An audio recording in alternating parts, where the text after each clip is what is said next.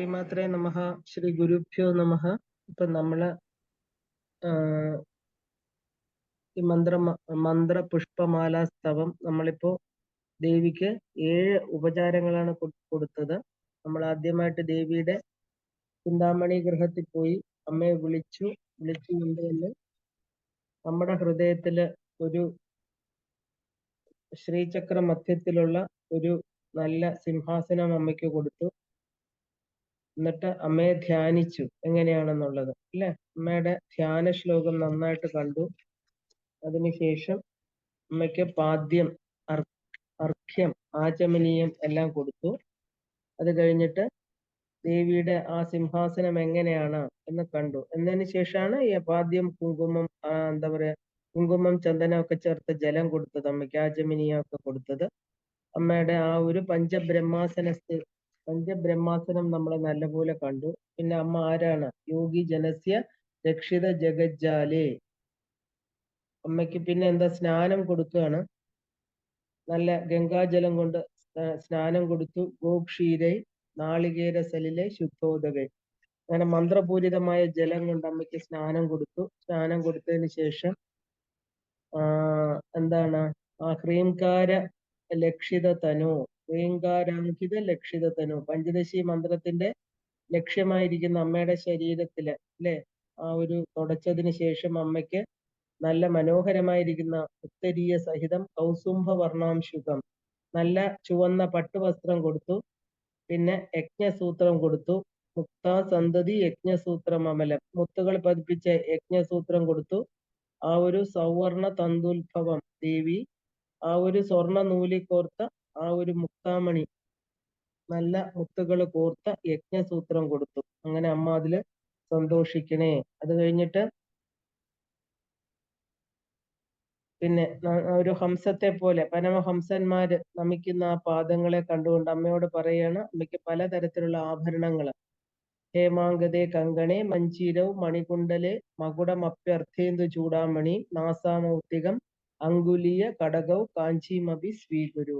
ഉദ്യാണം, കാലില് പാദസരം, അങ്ങനെ എല്ലാം മനോഹരമായിരിക്കുന്ന എല്ലാ ആഭരണങ്ങളും അമ്മയ്ക്ക് കൊടുത്തു. സർവാഭരണ വിഭൂഷിതായേ നമ. ഏറ്റവും മനോഹരിയായിട്ട് നമ്മളെ കൊടുത്ത ആഭരണങ്ങള്, അതിന് പകരമായിട്ട് ദേവി നമുക്ക് നല്ല ഗുണങ്ങള്, നല്ല ശീലങ്ങള് മുതലായിട്ടുള്ള എല്ലാ അനുഗ്രഹങ്ങളും നമുക്ക് തന്ന ദേവി നമ്മളെ അനുഗ്രഹിക്കുകയാണ്. അടുത്ത ശ്ലോകത്തിലേക്ക് നമുക്ക് നോക്കാം എന്താണെന്ന്. കാരണം ഓരോ ശ്ലോകങ്ങളിലും നമ്മൾ ഓരോന്ന് ദേവിക്ക്, അതായത് ഷോഡശ ഉപചാരങ്ങൾ കൊടുത്തുകൊണ്ടിരിക്കുകയാണ് അമ്മയ്ക്ക്. ആ ഷോഡശ ഉപചാരങ്ങളിൽ അടുത്ത ഉപചാരം എന്താണെന്ന് നോക്കാം നമുക്ക്. അടുത്തത് 7ാമത്തെ ശ്ലോകമാണ്. സർവാംഗേ ഘനസാര കുങ്കുമലസത് ശ്രീഗന്ധ പങ്കാങ്കിതം കസ്തൂരി തിലകം ച പാലപലകേഷു ഗോരോചനാപത്രകം ഗണ്ഡാദർശന മണ്ഡല നയനയൂർ ദിവ്യാഞ്ജനം തേ അർപ്പിതം കണ്ഠാബ്ജേ മൃഗനാഭി പങ്കമമലം ത്വത്പ്രീതയേ കൽപ്യതാം. എന്താണ്? സർവാംഗേ ഘനസാര കുങ്കുമലസത് ശ്രീഗന്ധ പങ്കാങ്കിതം കസ്തൂരി തിലകം ച ബാലഫലകേ ഗോരോചനാപത്രകം ഗണ്ഡാദർശന മണ്ഡലേ നയനയോർ ദിവ്യാഞ്ജനം തേ അർപ്പിതം കണ്ഠാബ്ജേ മൃഗനാഭി പങ്കം അമലം ത്വത്പ്രീതയെ കൽപ്യതാം. അവിടത്തെ തിരുവുടലിന് ഇനി അടുത്തത് എന്താണ് അമ്മയ്ക്ക് കൊടുക്കാൻ പോകുന്നത്? അമ്മയുടെ തിരുവുടലില് ലേപനങ്ങൾ കൊടുക്കാൻ പോവുകയാണ് അല്ലെ. അപ്പൊ അവിടുത്തെ തിരുവുടലിൽ ചന്ദന കുങ്കുമ കർപ്പൂരാദികളും, നെറ്റിത്തടത്തില് കസ്തൂരി പൊട്ടും, ഗണ്ഡപ്രദേശങ്ങളില് ഗോരോചനം കൊണ്ടുള്ള ലേപനവും, തൃക്കണ്ണുകളില് ദിവ്യാഞ്ജനവും, കണ്ഠത്തില് കസ്തൂരിയും അണിയിക്കുന്നത് അവിടത്തേക്ക് പ്രീതിയായി ഭവിക്കണമേ അമ്മേ. ഇനി അമ്മയ്ക്കായിക്കൊണ്ട് വിവിധ ലേപനങ്ങൾ നമ്മൾ സമർപ്പിക്കുകയാണ്. എന്തൊക്കെയാണ് ലേപനങ്ങള്? കുങ്കുമം, കസ്തൂരി, ഗോരോചനം മുതലായ സുഗന്ധദ്രവ്യങ്ങള് ഏതേത് സ്ഥാനത്താണ് ചാർത്തേണ്ടതെന്ന് എണ്ണിപ്പറഞ്ഞ് ശ്രദ്ധാപൂർവം സമർപ്പിക്കാൻ പോവുകയാണ്. അപ്പോ അംഗരാഗങ്ങള്, നമ്മൾ സാധാരണ കുറിക്കൂട്ടുകള്, പണ്ട് ദേവതമാർക്ക് അല്ലെ, പണ്ടത്തെ രാജകുടുംബത്തിലുള്ള സ്ത്രീകള് ഇങ്ങനെ ഉയർന്ന പ്രഭു കുടുംബങ്ങളിലൊക്കെ ഉള്ളവര് കുളിച്ചിട്ട് വരുമ്പോ അവർക്ക് കുറിക്കൂട്ടുകൾ എല്ലാം അതിനെയാണ് നമ്മള് കുറിക്കൂട്ടെന്ന് പറയുന്നത്. അതിനാണ് അംഗലേപനം. അത് കൊടുക്കാറുണ്ട്. കാരണം നല്ല സുഗന്ധം, ശരീരത്തിന് മാർദ്ദവം കൊടുക്കും, സുഗന്ധം വമിപ്പിക്കുന്ന നല്ല മനോഹരമായിരിക്കുന്ന സുഗന്ധദ്രവ്യങ്ങൾ ചേർത്തിട്ടുള്ള ആ കൂട്ടുകൾ അത് ശരീരത്തിൽ പുരട്ടാറുണ്ട്. അപ്പൊ അതുപോലെ ദേവിക്ക് ഏറ്റവും ഉയർന്നതായിട്ടുള്ള കുങ്കുമം, കസ്തൂരി, ഗോരോചനം മുതലായ സുഗന്ധദ്രവ്യങ്ങള് ഏതേത് സ്ഥാനത്താണ് എന്ന് എവിടെ എന്ത് ചാർത്തണമെന്നുണ്ട്. അപ്പൊ അത് എണ്ണി പറയാണ്, ശ്രദ്ധാപൂർവമാണ്. അതുകൊണ്ട് എവിടെയാണ് മുഖത്ത് ഒരെണ്ണം, കൈകളിൽ ഒരെണ്ണം, അങ്ങനെയാ പറയുന്നത്. പങ്കരാഗങ്ങള് കുറിക്കൂട്ടുകൾ സമർപ്പിക്കണമ്മ. സർവാംഗേ, ദേവിയുടെ ശരീരത്തില് ആ ഘനസാര കുങ്കുമ ലസത് ശ്രീഗന്ധ പങ്കാങ്കിതം. ഘനസാരം എന്ന് പറഞ്ഞാല് കർപ്പൂരം, കുങ്കുമം തുടങ്ങിയ ആ ഒരു ശ്രീഗന്ധ പങ്കം. ശ്രീഗന്ധം എന്ന് പറഞ്ഞാൽ എന്താ? ശ്രീഗന്ധം എന്നാല് ചന്ദനമാണ്. അപ്പൊ പങ്കം എന്ന് പറഞ്ഞാൽ അഴുക്കാണ്, അല്ലെ? ഇവയെല്ലാം കൂടെ കൂട്ടി ദേവി, ഇത് ശരിക്കും നമ്മൾ കൊടുക്കുന്ന ഇവിടത്തെ ചെടികളുടെ, നമുക്കറിയാവുന്നത് ദേവവൃക്ഷങ്ങളൊന്നുമല്ല, നമുക്ക് സ്വർഗത്തിലെ വൃക്ഷങ്ങളെ കുറിച്ചൊന്നും അറിയില്ല. നമുക്ക് നമ്മുടെ ഭൂമിയിലുള്ള കുറെ വൃക്ഷങ്ങളുടെ സാധനങ്ങൾ ചേർത്താണ് കൊടുക്കുന്നത്. അമ്മയുടെ തിരുവുടലില്, അമ്മയുടെ മന്ത്രശരീരത്തില് ഞാൻ തരുന്ന ഇത് എന്താണ്? പങ്കമായിട്ട് തീരുമാനിക്കാൻ ചിലപ്പോ അഴുക്ക് പോലെ തോന്നും. കാരണം അമ്മയ്ക്ക് ആ ദേവലോകത്തിലെ ഉയർന്ന മരങ്ങളിൽ നിന്നുള്ള ആ ഒരു കുറിക്കൂട്ടുകളാണ് അമ്മയ്ക്ക് കൊടുക്കാറുള്ളത്. എനിക്കോ ഇവിടത്തെ കിട്ടിയതെല്ലാം കൂടെ ചേർത്ത് അത് ചിലപ്പോ പങ്കമായിരിക്കാം. പങ്കം എന്നാൽ അഴുക്കെന്നാണ് അർത്ഥം. പങ്കജം, അഴുക്കിൽ വളരുന്നതാണ് നമ്മൾ താമര എന്ന് പറയുന്നത്. അപ്പൊ ഇവയെല്ലാം കൂടി അമ്മയുടെ ശുദ്ധമായ ശരീരത്തിൽ പുരട്ടുമ്പോൾ ചിലപ്പോൾ അത് അഴുക്കാണോ എന്ന് തോന്നാം. കാരണം ഈ കൊടുക്കുന്നതൊക്കെ ഒന്നുമല്ല, ഇതിന്റെ ഭംഗി ദേവിയുടെ ശരീരവുമായിട്ട് നോക്കുമ്പോൾ ഒന്നുമല്ല. ഞാൻ തരുന്നതൊക്കെ ചിലപ്പോൾ അഴുക്കായിരുന്നിരിക്കാം. കാരണം എനിക്കിവിടെ കിട്ടുന്നത് ഇങ്ങനത്തെയാണ്, അല്ലെ? അങ്ങനെ ദേവീ ശരീരത്തിൽ മുഴുവനും കുങ്കുമപ്പൂവ്, ചന്ദനം, പച്ചക്കർപ്പൂരം തുടങ്ങിയ സുഗന്ധദ്രവ്യങ്ങൾ അരച്ച് ചാലിച്ച് പുരട്ടി ശ്രീസുഗന്ധം, അതിനാണ് ശ്രീഗന്ധം എന്ന് പറയുന്നത്, പുരട്ടി അതിമനോഹരമായിരിക്കുന്ന ഗന്ധത്തെ ഞാനിതാ ദേവിക്ക് സമർപ്പിക്കുന്നു. നമ്മൾ ആദ്യം പൂജയ്ക്ക്, ശ്രീചക്ര പൂജയ്ക്ക് എന്താ ചെയ്യുക? ഗന്ധം സമർപ്പയാമി. എന്താണ് ഗന്ധം? നമ്മുടെ മൂലാധാരം മുതൽ തുടങ്ങാൻ പോവാണ്. അപ്പൊ മൂലാധാരത്തിലെ ഗന്ധ, പുഷ്പ, ധൂപ, ദീപ, നൈവേദ്യം എന്ന് പറയുന്നത്. മൂലാധാരം പൃഥ്വി തത്വമാണ്, അല്ലെ? അപ്പൊ ഈ 5 തത്വങ്ങൾ ചേർന്നതാണ് ഭൂമി എന്ന് പറയുന്നത്. ഭൂമിയെ കൊടുക്കുന്നത് എന്താ? ഗന്ധം. ദേവിക്ക് കുങ്കുമ ചന്ദനങ്ങൾ വെക്കുമ്പോ നമ്മൾ എന്താ പറയുന്നത്? ഗന്ധം സമർപ്പയാമി. അപ്പൊ കസ്തൂരി തിലകം ബാലഫലകെ, നെറ്റിത്തടത്തിലെ കസ്തൂരി തിലകമായി കസ്തൂരിയെ ഞാനിതാ തിലകമായിട്ട് ചാർത്തുന്നു. കസ്തൂരി മാനിൽ നിന്നെടുത്ത കസ്തൂരിയാണ് അമ്മയ്ക്ക് തിലകമായിട്ട് കൊടുക്കാൻ പോകുന്നത്. തിലകം, കസ്തൂരി തിലകം ലലാടഫലകെ എന്ന് നമ്മൾ കേട്ടിട്ടുണ്ട് ശ്രീകൃഷ്ണന്റെ ധ്യാനത്തിൽ, അല്ലെ? എല്ലാവരും നെറ്റിയിൽ പൊട്ടായിട്ടിടുന്ന എന്താ? കസ്തൂരി മാനിൽ നിന്ന് എടുക്കുന്ന കസ്തൂരിയാണ്. അപ്പൊ ആ കസ്തൂരി ഞാനിതാ അമ്മയ്ക്ക് തിലകത്തിനായി സമർപ്പിക്കുന്നു. അപ്പോ ഗണ്ഡാദർശന മണ്ഡലേ ഗോരോചന പത്രകം. ഗണ്ഡം എന്ന് പറഞ്ഞാൽ കവിൾത്തടങ്ങള്, ആദർശനം എന്ന് പറഞ്ഞാൽ കണ്ണാടി. അപ്പൊ അമ്മയുടെ കണ്ണാടി പോലെ ഇരിക്കുന്ന കവിൾത്തടങ്ങളില് നമ്മുടെ പ്രതിബിംബം കാണിക്കുന്നതാണ് അമ്മയുടെ കവിൾത്തടങ്ങൾ, അല്ലെ? അമ്മയാണ് നമ്മളിലെല്ലാം, നമ്മൾ പ്രതിബിംബികളാണ്, അമ്മയാണ് ബിംബം. അപ്പൊ അമ്മയുടെ ആ നല്ല മനോഹരമായിരിക്കുന്ന കവിൾത്തടത്തില് ആദർശനം എന്നാൽ കണ്ണാടി, കണ്ണാടി പോലെ ഇരിക്കുന്ന കവിൾത്തടങ്ങളില് എന്താ? ദേവിയുടെ അതിമനോഹരമായിരിക്കുന്ന വൃത്താകൃതിയിലുള്ള കവിൾത്തടങ്ങള്. അവിടെ എന്താണ്? ഗോരോചനം. ഗോരോചനം എന്നതുകൊണ്ട് ആപത്രകം എന്നതില് ആ ഒരു ആപത്രകം എന്ന് പറയുന്ന ഇല അരച്ച് ചേർത്ത്, ഗോരോചനത്തില് ആപത്രകം എന്ന് പറയുന്ന ഇല അരച്ച് ചേർത്ത് ദേവിയുടെ കവിൾത്തടത്തിൽ പുരട്ടി കൊടുക്കുന്നു. പിന്നെയോ കണ്ണുകളില് നയനയോർ ദിവ്യാഞ്ജനം തേ അർപ്പിതം. ദേവിയുടെ 2 കണ്ണുകളില് ദിവ്യാഞ്ജനം. അപ്പൊ ദിവ്യാഞ്ജനം എന്ന് പറഞ്ഞാൽ സാധാരണഗതിയിൽ അഞ്ജന പർവ്വതത്തിന്റെ കല്ല് പൊട്ടിച്ചെടുത്ത് ചാണയിൽ ഉരച്ചിട്ടാണ് കണ്ണെഴുതുന്ന അഞ്ജനം ഉണ്ടാക്കുന്നത് പണ്ടത്തെ കാലത്ത്. അപ്പോ അത് എന്നാൽ ആ ഒരു ദിവ്യാഞ്ജനം ഞാനിതാ അമ്മയ്ക്ക് അർപ്പിക്കുന്നു, അല്ലെ? കണ്ട അബ്ജേ, താമര പോലെ മനോഹരമായിരിക്കുന്ന കഴുത്തില്, അബ്ജം താമര. അപ്പൊ താമര പോലെ മനോഹരമായ കഴുത്തില് മൃഗനാഭി പങ്കം കൊടുക്കുകയാണ്. കസ്തൂരി പങ്കം, നിർമ്മലമായ കസ്തൂരിക്കൂട്ട് കണ്ഠത്തിൽ പുരട്ടണു, അമ്മയ്ക്ക് സമർപ്പിക്കുകയാണ്. അപ്പൊ ഓരോ ഭാഗത്ത് ഓരോന്നാ പറയുന്നത്. അമ്മയ്ക്ക് പൊട്ട്, കവിൾത്തടങ്ങളില്, കണ്ഠത്തിൽ പുരട്ടുന്നത് എല്ലാം പ്രത്യേകം പ്രത്യേകം സാധനങ്ങളാണ്, അല്ലെ? അപ്പോ കണ്ടാബ്ജെ എന്താണ്? മൃഗനാഭി പങ്കം, കസ്തൂരി പങ്കം, നിർമ്മലമായ കസ്തൂരിക്കൂട്ട് കണ്ഠത്തിൽ പുരട്ടുന്നു. ഇതെല്ലാം അമ്മ സന്തോഷത്തോടെ സ്വീകരിക്കണേ. അപ്പൊ വളരെ ശ്രദ്ധിച്ച് നമ്മുടെ ഭൂമിയിൽ കിട്ടുന്ന വസ്തുക്കൾ വെച്ച് അമ്മയ്ക്കിതാ ഞാന് ആ തിരുവുടലില് ആ ചന്ദന കുങ്കുമ കർപ്പൂരാദികള് നെറ്റിത്തടത്തില് കസ്തൂരിപ്പൊട്ട് ആ ഒരു ഗണ്ഡപ്രദേശത്തില് ഗോരോചനം കൊണ്ടുള്ള ആ ഒരു ലേപനം, തൃക്കണ്ണുകളില് ദിവ്യാഞ്ജനം, കണ്ഠത്തില് കസ്തൂരിയും അണിയിക്കാൻ ഇതാ ഞാൻ അണിയിക്കുന്നു. അമ്മ ഇത് പ്രീതിയോടെ സ്വീകരിക്കണേ. അടുത്ത ശ്ലോകം എന്താണ്? 8ാമത്തെ ശ്ലോകം. അടുത്തത് പുഷ്പങ്ങൾ കൊടുക്കുകയാണ് അമ്മയ്ക്ക്. അമ്മയെ വീണ്ടും അണിയിച്ചൊരുക്കാൻ പോവുകയാണ്. ഏറ്റവും മനോഹരം, അമ്മയ്ക്ക് ഏറ്റവും താല്പര്യം എന്താ? നല്ല മനോഹരമായിട്ടുള്ള പൂക്കൾ കൊണ്ടുള്ള അലങ്കാരമാണ് അല്ലെ? പ്രകൃതി നമുക്ക് തരുന്നതാണ് പൂക്കള്. പൂക്കൾ ആകാശ തത്വത്തെ കുറിക്കുന്നു. ഗന്ധം കൊടുത്തു, ഇനി പുഷ്പം കൊടുക്കാൻ പോവാണ്. മനോഹരമായിരിക്കുന്ന എല്ലാ പൂക്കളും അമ്മയുടേതാണ്. അത് പറിച്ച് മാല കെട്ടി നമ്മുടെ മനസ്സാകുന്ന തളികയിൽ വെച്ച് അമ്മയ്ക്കിതാ ഞാൻ അർപ്പിക്കുന്നു. എന്തൊക്കെയാണ്? കൽഹാരോൽപല മല്ലിക മരുവകൈ സൗവർണ പങ്കേരുഹൈർ ജാതി ചമ്പകമാലതി ബകുളകൈർ മന്ദാര കുന്ദാദിഭി കരവീരകൈ ബഹുവിധൈ ക്ലുപ്ത സ്രജാമാലികാഃ സങ്കൽപ്പേന സമർപ്പയാമി വരദേ സന്തുഷ്ടയേ ഗൃഹ്യതാം. എത്ര മനോഹരമായിട്ടുള്ള പുഷ്പങ്ങളുണ്ടോ അതെല്ലാം ഞാനിത് അമ്മയ്ക്കായിട്ട് സമർപ്പിക്കുന്നു. എന്താണ്? കൽഹാരം, ഉൽപ്പലം, മല്ലിക, മരുവകം, സ്വർണ പങ്കജം, ജാതി, ചെമ്പകം, മാലതി, ഇലഞ്ഞിപ്പൂവ്, മന്ദാരം, മുല്ല, കേതകി, എല്ലാ പൂക്കളും, അതായത് മനോഹരമായിട്ടുള്ള സുഗന്ധ പുഷ്പങ്ങളെല്ലാം ആ എന്താ പറയാ ബഹുവിധ പുഷ്പങ്ങളാൽ നിർമ്മിച്ച മാലകള് ഞാൻ സങ്കല്പത്താൽ അമ്മയ്ക്കിതാ സമർപ്പിക്കുന്നു. അമ്മ വരദയായ ദേവി, അവിടുന്ന് അത് സന്തുഷ്ടിക്കായിട്ട് സ്വീകരിച്ചാലും.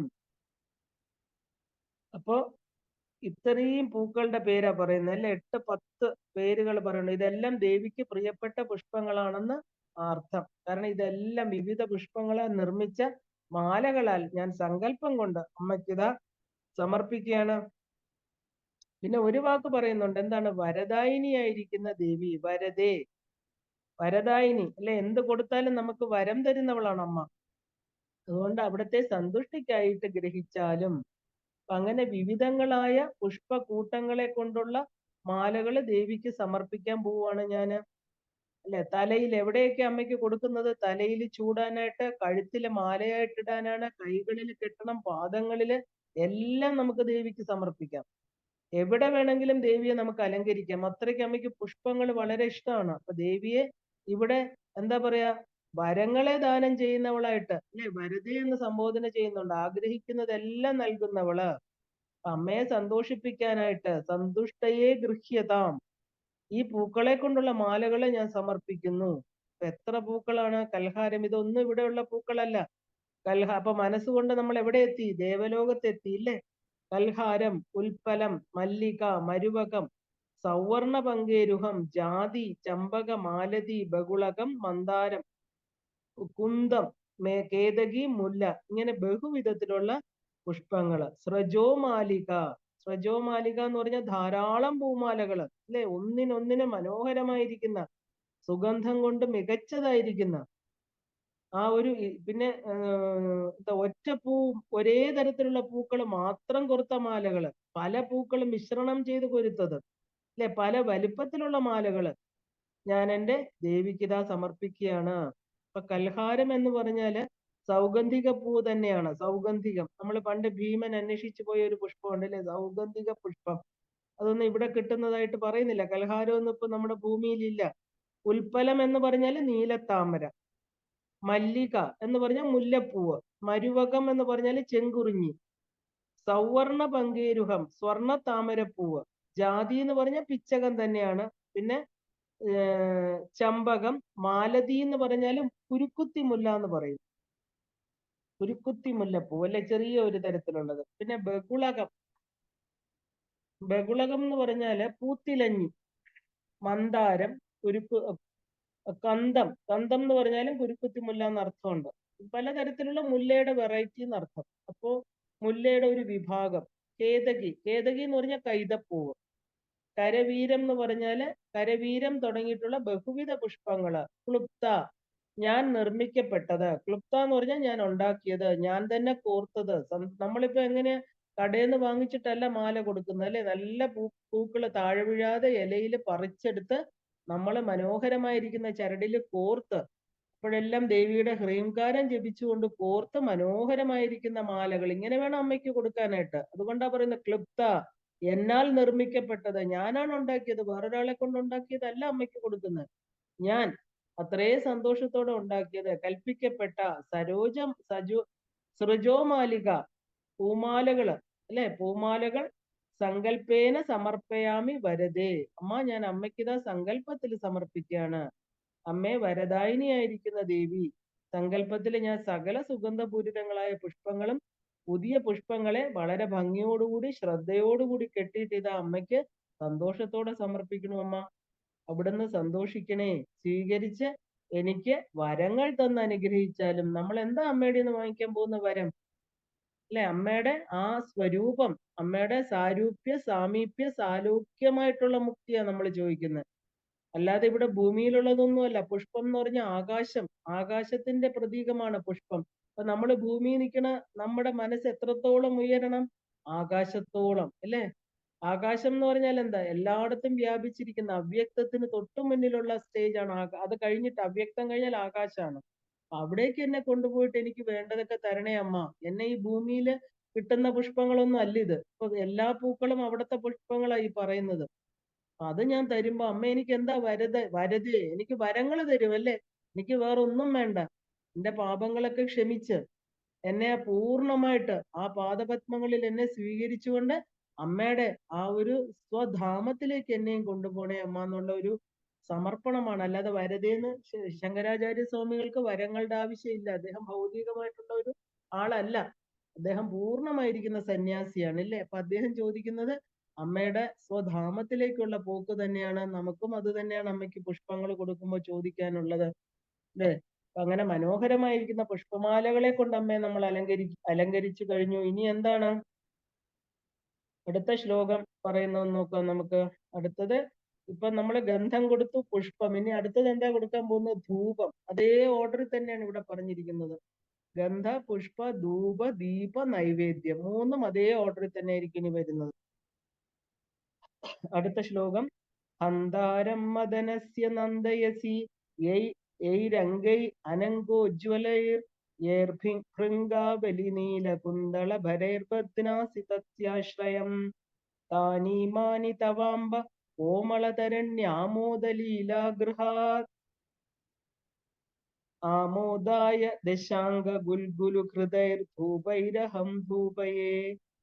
അമ്മയ്ക്ക് ഇനി എന്താ കൊടുക്കാൻ പോകുന്നത്? ധൂപം കൊടുക്കാൻ പോവുകയാണ്. ശൃംഗാരോജ്വലമായിരിക്കുന്ന തിരുവുടലില് അനങ്കശത്രുവായിരിക്കുന്ന ഭഗവാനെ ആനന്ദിപ്പിക്കുന്നവളും കേശഭാരത്താൽ അദ്ദേഹത്തെ ഹൃദയത്തിൽ ബന്ധിപ്പിക്കുന്നവളുമായ അമ്മേ, അമ്പേ, അവിടുത്തെ ലീലാഗൃഹത്തെ സൗരഭ്യപൂർണമാക്കുന്നതിനായി ഞാനിതാ ഗുൽഗുലു മുതലായ പരിമള ദ്രവ്യങ്ങളാൽ ധൂപിക്കുന്നു. അപ്പോ ശൃംഗാരോജ്വലമയമായിരിക്കുന്ന അമ്മയുടെ തിരുവുടല്, ആ തിരുവുടല് കൊണ്ട് അനങ്കശത്രുവായിരിക്കുന്ന ഭഗവാനെ ആനന്ദിപ്പിക്കുന്നു അമ്മ. പിന്നെ എന്താ ചെയ്യുന്നത്? കേശഭാരത്താൽ അദ്ദേഹത്തിന്റെ ഹൃദയത്തെ ബന്ധിപ്പിച്ചിരിക്കുകയാണ്. അങ്ങനെ ചെയ്യുന്ന അല്ലയോ അമ്മേ, അംബികെ, അവിടുത്തെ ലീലാഗൃഹം സൗരഭ്യപൂർണമാക്കുന്നതിനായിട്ട് ഞാനിതാ ഗുൽഗുലു മുതലായ പരിമള ദ്രവ്യങ്ങളാൽ ധൂപിക്കുന്നു. ഇത് ദേവിയുടെ ഗൃഹ ധൂപം ചെയ്യാൻ പോവാണ്. അമ്മ താമസിക്കുന്ന ഗൃഹം, അതായത് ചിന്താമണി ഗൃഹത്തിൽ ധൂപം ചെയ്യാൻ പോവാണ് നമ്മൾ അല്ലേ? ഉപൈരഹം ധൂപയേ. ആർക്ക് വേണ്ടി, എന്തിനു വേണ്ടി, ഞാൻ എന്താ ചെയ്യാൻ പോകുന്നതെന്ന് പറയണം. അഹം ഞാന്, ധൂപയേ ആർക്ക് വേണ്ടിയിട്ടാ, എന്തിനു വേണ്ടിയിട്ടാ ചെയ്യാൻ പോകുന്നത്? എന്തൊക്കെ ധൂപങ്ങളെ കൊണ്ടാണ് ഞാൻ ധൂപം ചെയ്യാൻ പോകുന്നത്? ഇതെല്ലാം പറയാൻ പോവാണ്. ഇവിടെ ദേവി അംബ എന്ന് വിളിക്കണം. അമ്മ, അല്ലയോ അമ്മേ, അംബികെ, ജഗദംബികെ. അമ്മ ആരാണ്? ആദ്യം പറയണം അമ്മ ആരാണ്? ദേവി അങ്കോജ്വലർ, അങ്കോജ്വലർ ദി അങ്കോജ്വലർഭി അനങ്കൈരസി മദനസ്യ അല്ലെ? ഹന്താരം നന്ദയസി. ഒറ്റ വാക്കാണ്. ദേവി അങ്കോജ്വലർ വി അനങ്കൈരസി മദനസ്യ ഹന്താരം നന്ദയസി. കാമദേവന്റെ ഹന്താവായിരിക്കുന്ന, അതായത് കാമനെ ഇല്ലാതാക്കിയവൻ, കാമാരിയായിരിക്കുന്ന സാക്ഷാൽ മഹാദേവൻ അല്ലെ, ആ മഹാദേവനെ ദേവി ആനന്ദിപ്പിക്കുന്നു. ഇതാണ് ഈ പറയുന്ന ഒറ്റ വരി. ആകർഷിക്കുന്നു. എങ്ങനെയാണ് അമ്മ ആകർഷിക്കുന്നത്? ദേവിയുടെ അനങ്കോജ്വലങ്ങളായിരിക്കുന്ന അംഗങ്ങളെ കൊണ്ട്, അമ്മയുടെ വളരെ മനോഹരമായിരിക്കുന്ന അംഗങ്ങൾ കൊണ്ട്, മന്ദഹാസം കൊണ്ട് അല്ലെ, ആ ഒരു മനോഹരമായിരിക്കുന്ന അംഗങ്ങള് കാമദേവനെ ദഹിപ്പിച്ച മഹാദേവനെ പോലും ആകർഷിക്കുന്നു അല്ലെ. അപ്പോ അനങ്കോജ്വലം എന്ന് പറഞ്ഞാൽ എന്താ? ശൃംഗാരോജ്വലം എന്നർത്ഥം. മഹാദേവന്റെ ഉള്ളിൽ പോലും കാമം ഉദ്ദീപിപ്പിക്കുവാൻ പറ്റുന്ന അംഗലാവണ്യത്തോട് കൂടിയവളായിരിക്കുന്ന അല്ലയോ ദേവി. മഹാദേവൻ ആരാ? കാമാരി, കാമത്തെ ഇല്ലാതാക്കുന്നവൻ അല്ലെ, ശ്മശാനവാസിയായിരിക്കുന്ന മഹാദേവൻ. വൈരാഗിയാണ്, ഒരു പ്രവൃത്തിയും താല്പര്യമില്ല, എല്ലാത്തിൽ നിന്നും പിന്തിരിഞ്ഞു നിൽക്കുന്ന ആളാണ് അദ്ദേഹം. പക്ഷെ ദേവിയുടെ മുമ്പിലായി എന്താണ് ചെയ്യുന്നത്? ദേവിയുടെ മുമ്പില്, മായാമോഹിനിയായിരിക്കുന്ന അമ്മയുടെ മുമ്പില് മഹാദേവൻ പോലും ഇളകിപ്പോകുന്നു. ദേവിയുടെ ശൃംഗാര ഭാവങ്ങൾക്ക് മുമ്പില്, ദേവിയുടെ അംഗസൗഷ്ഠവത്തിന് മുമ്പില് ആ ഭഗവാൻ നന്ദയസി ആനന്ദിക്കുന്നു എന്നർത്ഥം. അപ്പോ എന്താ പറയാ? യൈർ ഭൃംഗാവലി നീലകുന്തളഭരെ ബദ്നാസി. എന്നിട്ട് അമ്മ എന്താ ചെയ്യുന്നത്? അദ്ദേഹത്തെ ആനന്ദിപ്പിച്ചിട്ട് എന്താ ചെയ്യുന്നത്? ദേവിയുടെ കറുത്ത ഭംഗിയേറിയ തലമുടി കൊണ്ട്, കേശഭാരം, നല്ല കരിവണ്ട് പോലെയുള്ള ചുരുണ്ട മുടികളുടെ കൂട്ടം, അങ്ങനെ ശോഭിക്കുന്ന അമ്മയുടെ തസ്യ ബദ്നാസി, കാമാരിയായിരിക്കുന്ന മഹാദേവന്റെ ആ ആശയത്തെ അല്ലെങ്കിൽ അന്ധകരണത്തെ, ഹൃദയത്തെ ബദ്നാസി, ബദ്നാസി എന്ന് പറഞ്ഞാൽ ബന്ധിക്കുന്നു. അപ്പൊ ഭഗവാന്റെ മനസ്സിനെ ബന്ധിക്കുന്നതാണ് ദേവിയുടെ തലമുടി ചുരുൾ എന്നർത്ഥം അല്ലെ. അപ്പൊ ദേവിയുടെ തലമുടി ചുരുളിൽ മഹാദേവനെ പിടിച്ച് കെട്ടിയിട്ടിരിക്കുന്നു എന്നർത്ഥം പറയാം. അപ്പൊ ഇത്ര സൗന്ദര്യവും സൗരഭ്യവും ഉണ്ടാകും ദേവിയുടെ തലമുടിക്കെന്ന് ചിന്തിക്കണം. അത്രയും മനോഹരമായിരിക്കുന്ന, കാമാരിയായിരിക്കുന്ന, വൈരാഗിയായിരിക്കുന്ന, പ്രപഞ്ചത്തിന് പിന്തിരിഞ്ഞു നിൽക്കുന്ന ആ മഹാദേവൻ, അദ്ദേഹത്തിന്റെ വാസസ്ഥലം നമുക്കറിയാം അല്ലെ, ശ്മശാനം. ശരീരത്തിൽ പൂശുന്നതോ അവിടത്തെ ഭസ്മം, അങ്ങനെ ഭസ്മലേപിതനായിരിക്കുന്ന കാമാരിയായിരിക്കുന്ന സാക്ഷാൽ മഹാദേവനെ എന്താ തന്റെ തലമുടി കൊണ്ട്, തന്റെ കുന്തള ഭാരം കൊണ്ട്, അപ്പൊ അതിന് എത്ര സൗന്ദര്യം ഉണ്ടായിരിക്കണം, അതിന്റെ എത്രയായിരിക്കും സൗരഭ്യം? ദേവിയുടെ തലമുടി അത്രയും മനോഹരാണെന്നർത്ഥം. അതുകൊണ്ട് മഹാദേവനെ പിടിച്ച് കെട്ടിയിട്ടിരിക്കുകയാണ്. അതായത് മഹാദേവൻ അമ്മയെ വിട്ടു പോവില്ല എന്നർത്ഥം. തലമുടിയുടെ സൗന്ദര്യം വർദ്ധിപ്പിക്കാൻ നമ്മൾ ധൂപം ചെയ്യാറുണ്ട് അല്ലെ. പണ്ടുള്ള ആളുകളൊക്കെ കുളിച്ചു കഴിഞ്ഞിട്ട് തലമുടി എന്താ പറയാ, കുളിച്ചു കഴിഞ്ഞ് തലമുടി ഇങ്ങനെ അഴിച്ചിട്ട് ധൂപം അതിന്റെ അടിയിൽ, നമ്മൾ സിനിമയിലൊക്കെ കണ്ടിട്ടുണ്ട്. ഇപ്പം ധൂപം ചെയ്യാറില്ല.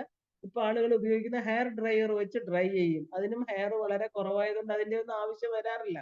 അതുകൊണ്ട് ഇപ്പൊ ഇതൊക്കെ പഴയ കാര്യത്തിൽ പണ്ട് തലമുടി ഉള്ളവരുടെ കാര്യമായി പറയുന്നത്.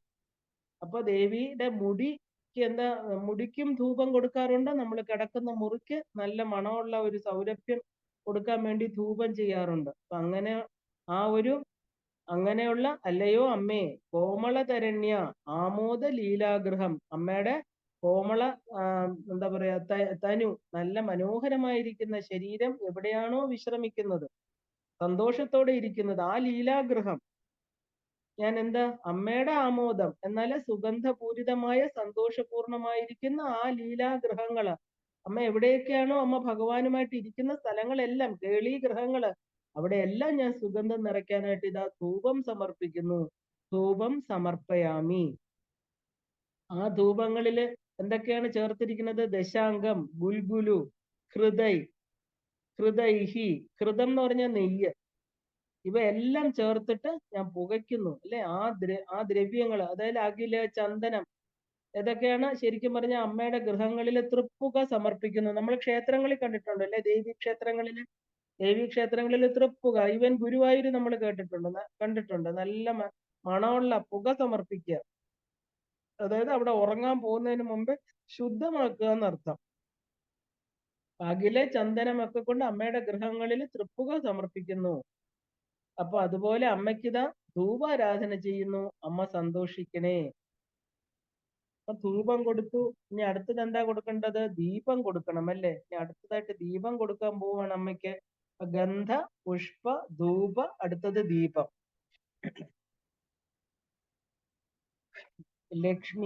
ലക്ഷ്മീമുജ്വലയാമി രത്നനിവഹോത്ഭാസ്വാന്തരേ മന്ദിരേ മാലാരൂപവിലംബിതൈർ മണിമയസ്തംഭേഷു സംഭാവിതൈഃ ചിത്രൈർഹാടകപുത്രികാ കരധൃതൈ ദിവ്യൈർഹൃദൈർവർദ്ധിതൈർ ദിവ്യൈർദീപഗണൈർ ധിയാ ഗിരിസുതേ സന്തുഷ്ടയേ കൽപ്യതാം.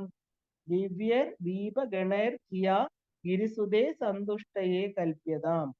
ഇനി അടുത്തത് ദീപം കൊടുക്കുകയാണ്. രത്നപ്രഭ ചിതറുന്ന മന്ദിരത്തിലെ മണിമയ സ്തംഭങ്ങളിൽ നിർമ്മിച്ചിട്ടുള്ള സുവർണ പ്രതിമകളുടെ കരങ്ങളില് നെയ്വിളക്കുകൾ കത്തിച്ചു വച്ചിരിക്കുന്ന സങ്കല്പത്തില് ഞാനിതാ അമ്മയ്ക്കിതാ ദീപം സമർപ്പയാമി. മനോഹരമായിരിക്കുന്ന ദീപങ്ങളാണ് ഇനി കൊടുക്കാൻ പോകുന്നത് ദേവിയുടെ മാനസ പൂജയില് അല്ലെ. അടുത്തത് എന്താ കൊടുക്കാൻ പോകുന്നത്? അടുത്ത മാനസ പൂജയില് മന്ത്രാക്ഷരം ആരംഭത്തോട് ആ ഒരു എന്താ പറയാ ആ ക്രമത്തിൽ വർണ്ണിച്ചു വരികയാണ് നമ്മൾ.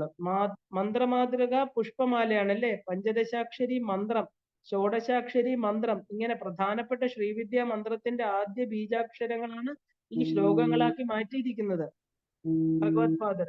ഓരോ ശ്ലോകങ്ങളും അങ്ങനെയാണ്. 16 ശ്ലോകങ്ങള് 3 കൂടത്രയങ്ങൾ ചേർന്ന് ദേവി ശരീരത്തെ മന്ത്രമൂർത്തിയായിട്ട് കണ്ടിട്ടാണ് ആരാധിക്കുന്നത്. മൂലമന്ത്രാത്മിക മൂലകൂടത്രയ കളേബര. അപ്പൊ ഇങ്ങനെ മന്ത്രാക്ഷരങ്ങൾ കോർത്തുള്ള മാല ദേവിയുടെ പാദത്തിൽ സമർപ്പിക്കുകയാണ്. അതിന്റെ സൗരഭ്യം അല്ലെ ഭാവനാസമ്പന്നരായ ഭക്തകവികളെ രമിപ്പിക്കട്ടെ, ആനന്ദിപ്പിക്കട്ടെ എന്ന് ആചാര്യ ഭഗവത്പാദർ ഫലശ്രുതിയിൽ പറഞ്ഞു കഴിഞ്ഞു.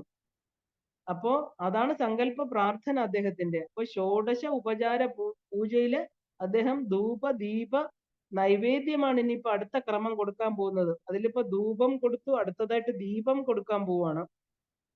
ആ ക്രമം അപ്പോ ദീപദർശനം, ദീപം ദർശയാമി എന്നാ നമ്മൾ പറയുന്നത് അല്ലെ. ഇപ്പൊ കൊടിവിളക്കില് ചെയ്യുന്ന ദീപാരാധനയാണ് നമ്മൾ സാധാരണ ചെയ്യാറുള്ളത്. കൊടിവിളക്കിൽ അല്ലെ അവസാനത്തിനെയാണ് നമ്മൾ ആരതി എന്ന് പറയുന്നത്. അതിന്റെ ഇടയ്ക്ക് പൂജയ്ക്ക് നമ്മൾ ചെറിയൊരു കൊടിവിളക്ക് കത്തിച്ച് ദീപം ദർശയാമി എന്ന് പറഞ്ഞ് കൊടുക്കാറുണ്ട്. നവാവരണ പൂജയ്ക്കൊക്കെ കൊടുക്കും. ലാസ്റ്റ് കൊടുക്കുന്നതിനെയാണ് നമ്മൾ ആരതി എന്ന് പറയുന്നത്, തീരാൻ സമയത്ത് കൊടുക്കുന്നത്. അപ്പൊ ആരാർത്തികം എന്നൊക്കെ നമ്മൾ പറയുന്നതിനാണ് അവസാന ആരതി. കർപ്പൂര ആരതി സമർപ്പയാമി. ലാസ്റ്റ് കൊടുക്കുന്നത് കർപ്പൂരം. അപ്പൊ കർപ്പൂര ആരതിയാണ് നമ്മൾ എന്താ പറയാ ആരാർത്തികം എന്ന് പറയുന്നത്. അപ്പൊ ഗിരിസുതേ, ഗിരിജേ, പർവ്വതപുത്രി, പാർവതി, അല്ലയോ ദേവി അല്ലെ, ഇങ്ങനെയൊക്കെ അമ്മയെ സംബോധന ചെയ്തിട്ട് പറയാണ്. ലക്ഷ്മി ഉജ്ജ്വലയാമി രത്നനിവഹോ ഭാസ്വാന്തരേ മന്ദിരേ. ലക്ഷ്മി എന്നാൽ ഇവിടെ ദീപലക്ഷ്മി എന്നർത്ഥം. നമ്മൾ കണ്ടിട്ടുണ്ട് ഒരു ദീപലക്ഷ്മിമാരെ അല്ലെ. അന്തരേ മന്ദിരേ ഭാസ്വതേ. അപ്പോ പ്രകാശിക്കുന്ന ദേവിയുടെ മന്ദിരത്തിന്റെ ഉൾഭാഗത്ത് അവിടെ രത്നനിവഹേ, രത്നങ്ങൾ കൊണ്ടാണ് അല്ലെ. ഈ അമ്മയുടെ ചിന്താമണി ഗ്രഹം എങ്ങനെയാ ഉണ്ടാക്കിയിരിക്കുന്നത്? രത്നങ്ങളെ കൊണ്ട്. ഈ ഗ്രഹത്തിന്റെ അന്തർഭാഗം രത്നങ്ങളെ കൊണ്ട് പ്രകാശിക്കുകയാണ്. ഇവിടെ ദീപം കൊടുത്തിട്ട് എന്ത് പ്രകാശം ഉണ്ടാവാനാണ്? രത്നങ്ങളുടെ പ്രകാശം തന്നെ വളരെ മനോഹരമായിട്ട് അവിടെ ഉണ്ടല്ലേ. അങ്ങനെയുള്ള അമ്മയുടെ രത്നങ്ങൾ കൊണ്ട് ശോഭിക്കുന്ന ഗൃഹത്തിനുള്ളിൽ ഞാനിതാ ചെറിയ ഒരു ദീപം കൂടെ സമർപ്പിക്കാൻ പോവാണ്. അങ്ങനെയുള്ള ഗൃഹത്തിനുള്ളില് മാലാരൂപം എന്ന് പറഞ്ഞാൽ വരിവരിയായിട്ട് ഒരു മാല കെട്ടിയതുപോലെ 1000 മണ്ഡപം പോലെ വലുതാണ് ദേവിയുടെ ഗൃഹം അല്ലെ. അവിടെ വരിവരിയായിട്ട് വിളംബിതം എന്നാൽ കുത്തി നിർത്തിയിട്ടുള്ള ലംബമാക്കി വെച്ചിരിക്കുന്ന മണിമയ സ്തംഭങ്ങളില് രത്നനിർമ്മിതമായിരിക്കുന്ന തൂണുകൾ എന്നർത്ഥം. സംഭാവിതൈ ആ സമ്യക്കായിട്ട് നന്നായി ഉറപ്പിച്ചു വെച്ചിരിക്കുന്ന, ചിത്രൈർ എന്ന് പറഞ്ഞാൽ വിചിത്രങ്ങളായിരിക്കുന്ന, മനോഹരങ്ങളായിരിക്കുന്ന, ഹാടക പുത്രിക കരധൃതൈ. ഹാടകം എന്ന് പറഞ്ഞാൽ സ്വർണം, പുത്രിക എന്ന് പറഞ്ഞാൽ ദീപലക്ഷ്മി പ്രതിമകള്. നമ്മൾ കണ്ടിട്ടുണ്ടല്ലേ ഇങ്ങനെ ഒരു സ്ത്രീ കയ്യിൽ ഒരു ദീപവും പിടിച്ചുകൊണ്ട് നിൽക്കുന്ന ക്ഷേത്രത്തിന്റെയൊക്കെ ക്ഷേത്രപാലകരായിട്ട് ദേവീ ക്ഷേത്രങ്ങളിലൊക്കെ നമുക്ക് കാണാം. 2 സ്ത്രീകള് കയ്യിൽ പിടിച്ച് ഇങ്ങനെ വിളക്ക് പിടിച്ചുകൊണ്ട് നിൽക്കും. നമ്മൾ അതിൽ എണ്ണ ഒഴിച്ച് തിരിയിട്ട് കത്തിക്കും. അതിനെയാണ് ദീപലക്ഷ്മി എന്ന് പറയുന്നത്. ഇവിടെയോ, ഇവിടെ സ്വർണത്തില് ഉള്ള ദീപലക്ഷ്മി പ്രതിമകൾ നിൽക്കുക. കാരണം കൊട്ടാരങ്ങളുടെയൊക്കെ വെളിയിൽ നമുക്ക് കാണാം ഈ കയ്യിൽ ദീപം പിടിക്കുന്ന സ്ത്രീകള്, പ്രതിമകള്, മനോഹരമായിരിക്കുന്ന സ്ത്രീ രൂപങ്ങൾ. അതിനെയാണ് നമ്മൾ ദീപലക്ഷ്മി എന്ന് പറയുന്നത്. അപ്പൊ ഹാടക പുത്രിക എന്ന് പറഞ്ഞാൽ സ്വർണ്ണ ദീപലക്ഷ്മികള്. കരധൃതൈ ദിവ്യർ, കൈകളിൽ ദിവ്യങ്ങളായിരിക്കുന്ന. ഹൃദയർ എന്ന് പറഞ്ഞാൽ ഹൃദയർ ഗവ്യർ എന്നൊക്കെ പറഞ്ഞു കഴിഞ്ഞാല് ആ ഗോവിന്റെ കൃതം, നല്ല പശുവിന്റെ നെയ്യ്, ഗോവെന്ന് പറഞ്ഞാൽ പശു, കൃതം എന്ന് പറഞ്ഞാൽ നെയ്യ്. അപ്പൊ പശുവിൻ നെയ്യ്, ശുദ്ധമായിരിക്കുന്ന പശുവിൻ നെയ്യ് കൊണ്ട് നിറയ്ക്കപ്പെട്ടിരിക്കുന്ന ഉജ്ജ്വലമായിട്ട് വിളങ്ങുന്ന ദീപഗണേർ, ദീപ സമൂഹം, അലൗകികങ്ങളായിരിക്കുന്ന ദീപങ്ങളെ കൊണ്ടല്ലയോ ഗിരിസുതേ ധിയാലക്ഷ്മിയും ഉജ്ജ്വലയാമി. അപ്പൊ ഞാന് എന്റെ ബുദ്ധി കൊണ്ട്, മനസ്സ്, എന്റെ അന്ധകരണങ്ങൾ കൊണ്ട് ഞാൻ ദീപങ്ങളെ ഉജ്ജ്വലിപ്പിച്ച് ഇതാ സമർപ്പിക്കുന്നു. അപ്പൊ ദേവിക്ക് ഒരു ചുറ്റുവിളക്ക് തന്നെ സമർപ്പിക്കുന്നു എന്നർത്ഥം അല്ലേ. ഇവിടെ ഇപ്പൊ 1000 ദീപലക്ഷ്മിമാർ, 1000 കാൽ മണ്ഡപമാണ് നമ്മൾ കണ്ടത് അവിടെ. അപ്പൊ ദേവിക്ക് അവിടെ ഇപ്പൊ നമ്മുടെ ഹൃദയത്തിൽ കൊണ്ടുവന്നാലും നമ്മുടെ ഹൃദയം അത്രയും വലുതാവട്ടെ.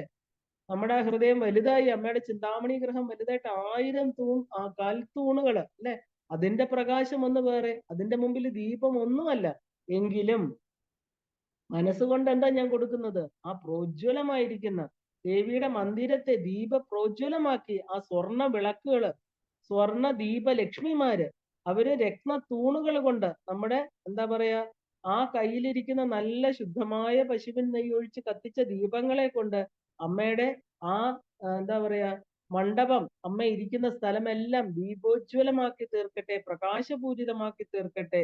അപ്പൊ അതുകൊണ്ട് എന്താ സംഭവിക്കുന്നത്? നമ്മുടെ ഉള്ളിലാണ് ഇത് കൊടുക്കുന്നത് അല്ലെ. നമ്മുടെ അന്ധകാരമാകുന്ന അവിദ്യ നിറഞ്ഞ മനസ്സ്, അവിദ്യാനാം അന്തസ്തിമിര മിഹിര ദ്വീപനഗരി, നമ്മുടെ മനസ്സോ ആ അവിദ്യ ആകുന്ന നമ്മുടെ നേത്രങ്ങളെല്ലാം അടഞ്ഞിരിക്കുകയാണ് അല്ലേ. അപ്പൊ അമ്മ വന്നിരുന്നു പ്രകാശമാനമാണ്. അമ്മയുടെ ആ ഒരു മണികളെ കൊണ്ട്, ചിന്താമണികളെ കൊണ്ട് തന്നെ പ്രകാശമാനമായി. ഇപ്പൊ നമ്മുടെ ആത്മജ്യോതിയാകുന്ന ജ്യോതി, നമ്മുടെ മനസ്സാകുന്ന തിരി അല്ലെ, ആ ഒരു നമ്മുടെ ജീവനാകുന്ന, നമ്മുടെ ജീവൻ എന്ന് പറഞ്ഞാൽ എന്താ? ആത്മാവ് എന്ന് പറഞ്ഞാൽ പ്രകാശമാണ് അല്ലേ. ആ പ്രകാശം ഓരോ തിരികളിലും എന്റെ ആത്മാവാണ് അമ്മ പ്രകാശിക്കുന്നത്. ഞാനിതാ അമ്മയ്ക്ക് ഈ ദീപം സമർപ്പിക്കുന്നതോടുകൂടി എന്റെ ഹൃദയാന്തർഭാഗത്തുള്ള അജ്ഞാന അന്ധകാരം നിറഞ്ഞ മനസ്സ്, അവിദ്യ എല്ലാം മാറിയിട്ട് ഉജ്ജ്വല പ്രഭ നിറയട്ടെ. അമ്മയ്ക്ക് ദീപം ഞാനിതാ, ഈ ദീപം അതായത് ഒരു ചുറ്റുവിളക്ക് പോലെ എല്ലാ ദീപങ്ങളും അമ്മയ്ക്ക്, ആ ദീപങ്ങളെല്ലാം ഒന്നായിട്ട് തീർന്ന് എന്റെ ആത്മജ്യോതിയായിട്ട് അമ്മയുടെ പാദപത്മങ്ങളിൽ എന്നും ഒരു പ്രകാശമായിട്ട്, അമ്മയുടെ ദിവ്യ പ്രകാശത്തില് നാളെ ഈ പ്രകാശവും ലയിക്കുമാറാകട്ടെ. ദീപം കൊടുക്കുമ്പോൾ നമ്മൾ അങ്ങനെ അമ്മയുടെ അടുത്ത് സമർപ്പിക്കേണ്ടത് അല്ലെ. എന്റെ അന്ധകാരങ്ങളെല്ലാം മാറി, അവിദ്യ മാറി, ഞാൻ ഉയർന്ന തലത്തിലേക്ക്, അമ്മ ഇരിക്കുന്ന പ്രകാശമാനമായിരിക്കുന്ന നഗരം, എന്റെ അവിദ്യയാകുന്ന അന്തസ്തിമിരം പോയി. ഇപ്പൊ എന്തായി? ഉജ്ജ്വല പ്രകാശത്തോടു കൂടിയ ചിന്താമണി ഗൃഹത്തിലാണ് ഞാൻ ഇരിക്കുന്നത്. ആ ഗൃഹം വീണ്ടും ഒന്നും കൂടെ ഉജ്ജ്വലമാവട്ടെ അമ്മേ. എന്റെ ഈ കൈത്തിരികളാകുന്ന ചെറിയ വിളക്കുകൾ, ദീപലക്ഷ്മി, പക്ഷെ ഞാൻ കൊടുക്കുന്നതോ സ്വർണ്ണ ദീപലക്ഷ്മിമാരെയാണ് അല്ലെ. ആ വിളക്കുകൾ എന്നും പ്രകാശം പരത്തട്ടെ. അമ്മയ്ക്കായിട്ട് ഇതാ ഞാൻ ദീപാരാധന സമർപ്പിക്കുന്നു എന്ന് പറയാം. അപ്പൊ വീണ്ടും 3 ഉപചാരം കൂടെ കൊടുത്തു കഴിഞ്ഞു അല്ലെ ദേവിക്ക്. അപ്പം ഗന്ധ, പുഷ്പ, ധൂപ, ദീപം. പിന്നെ അടുത്തത് എന്താണ്?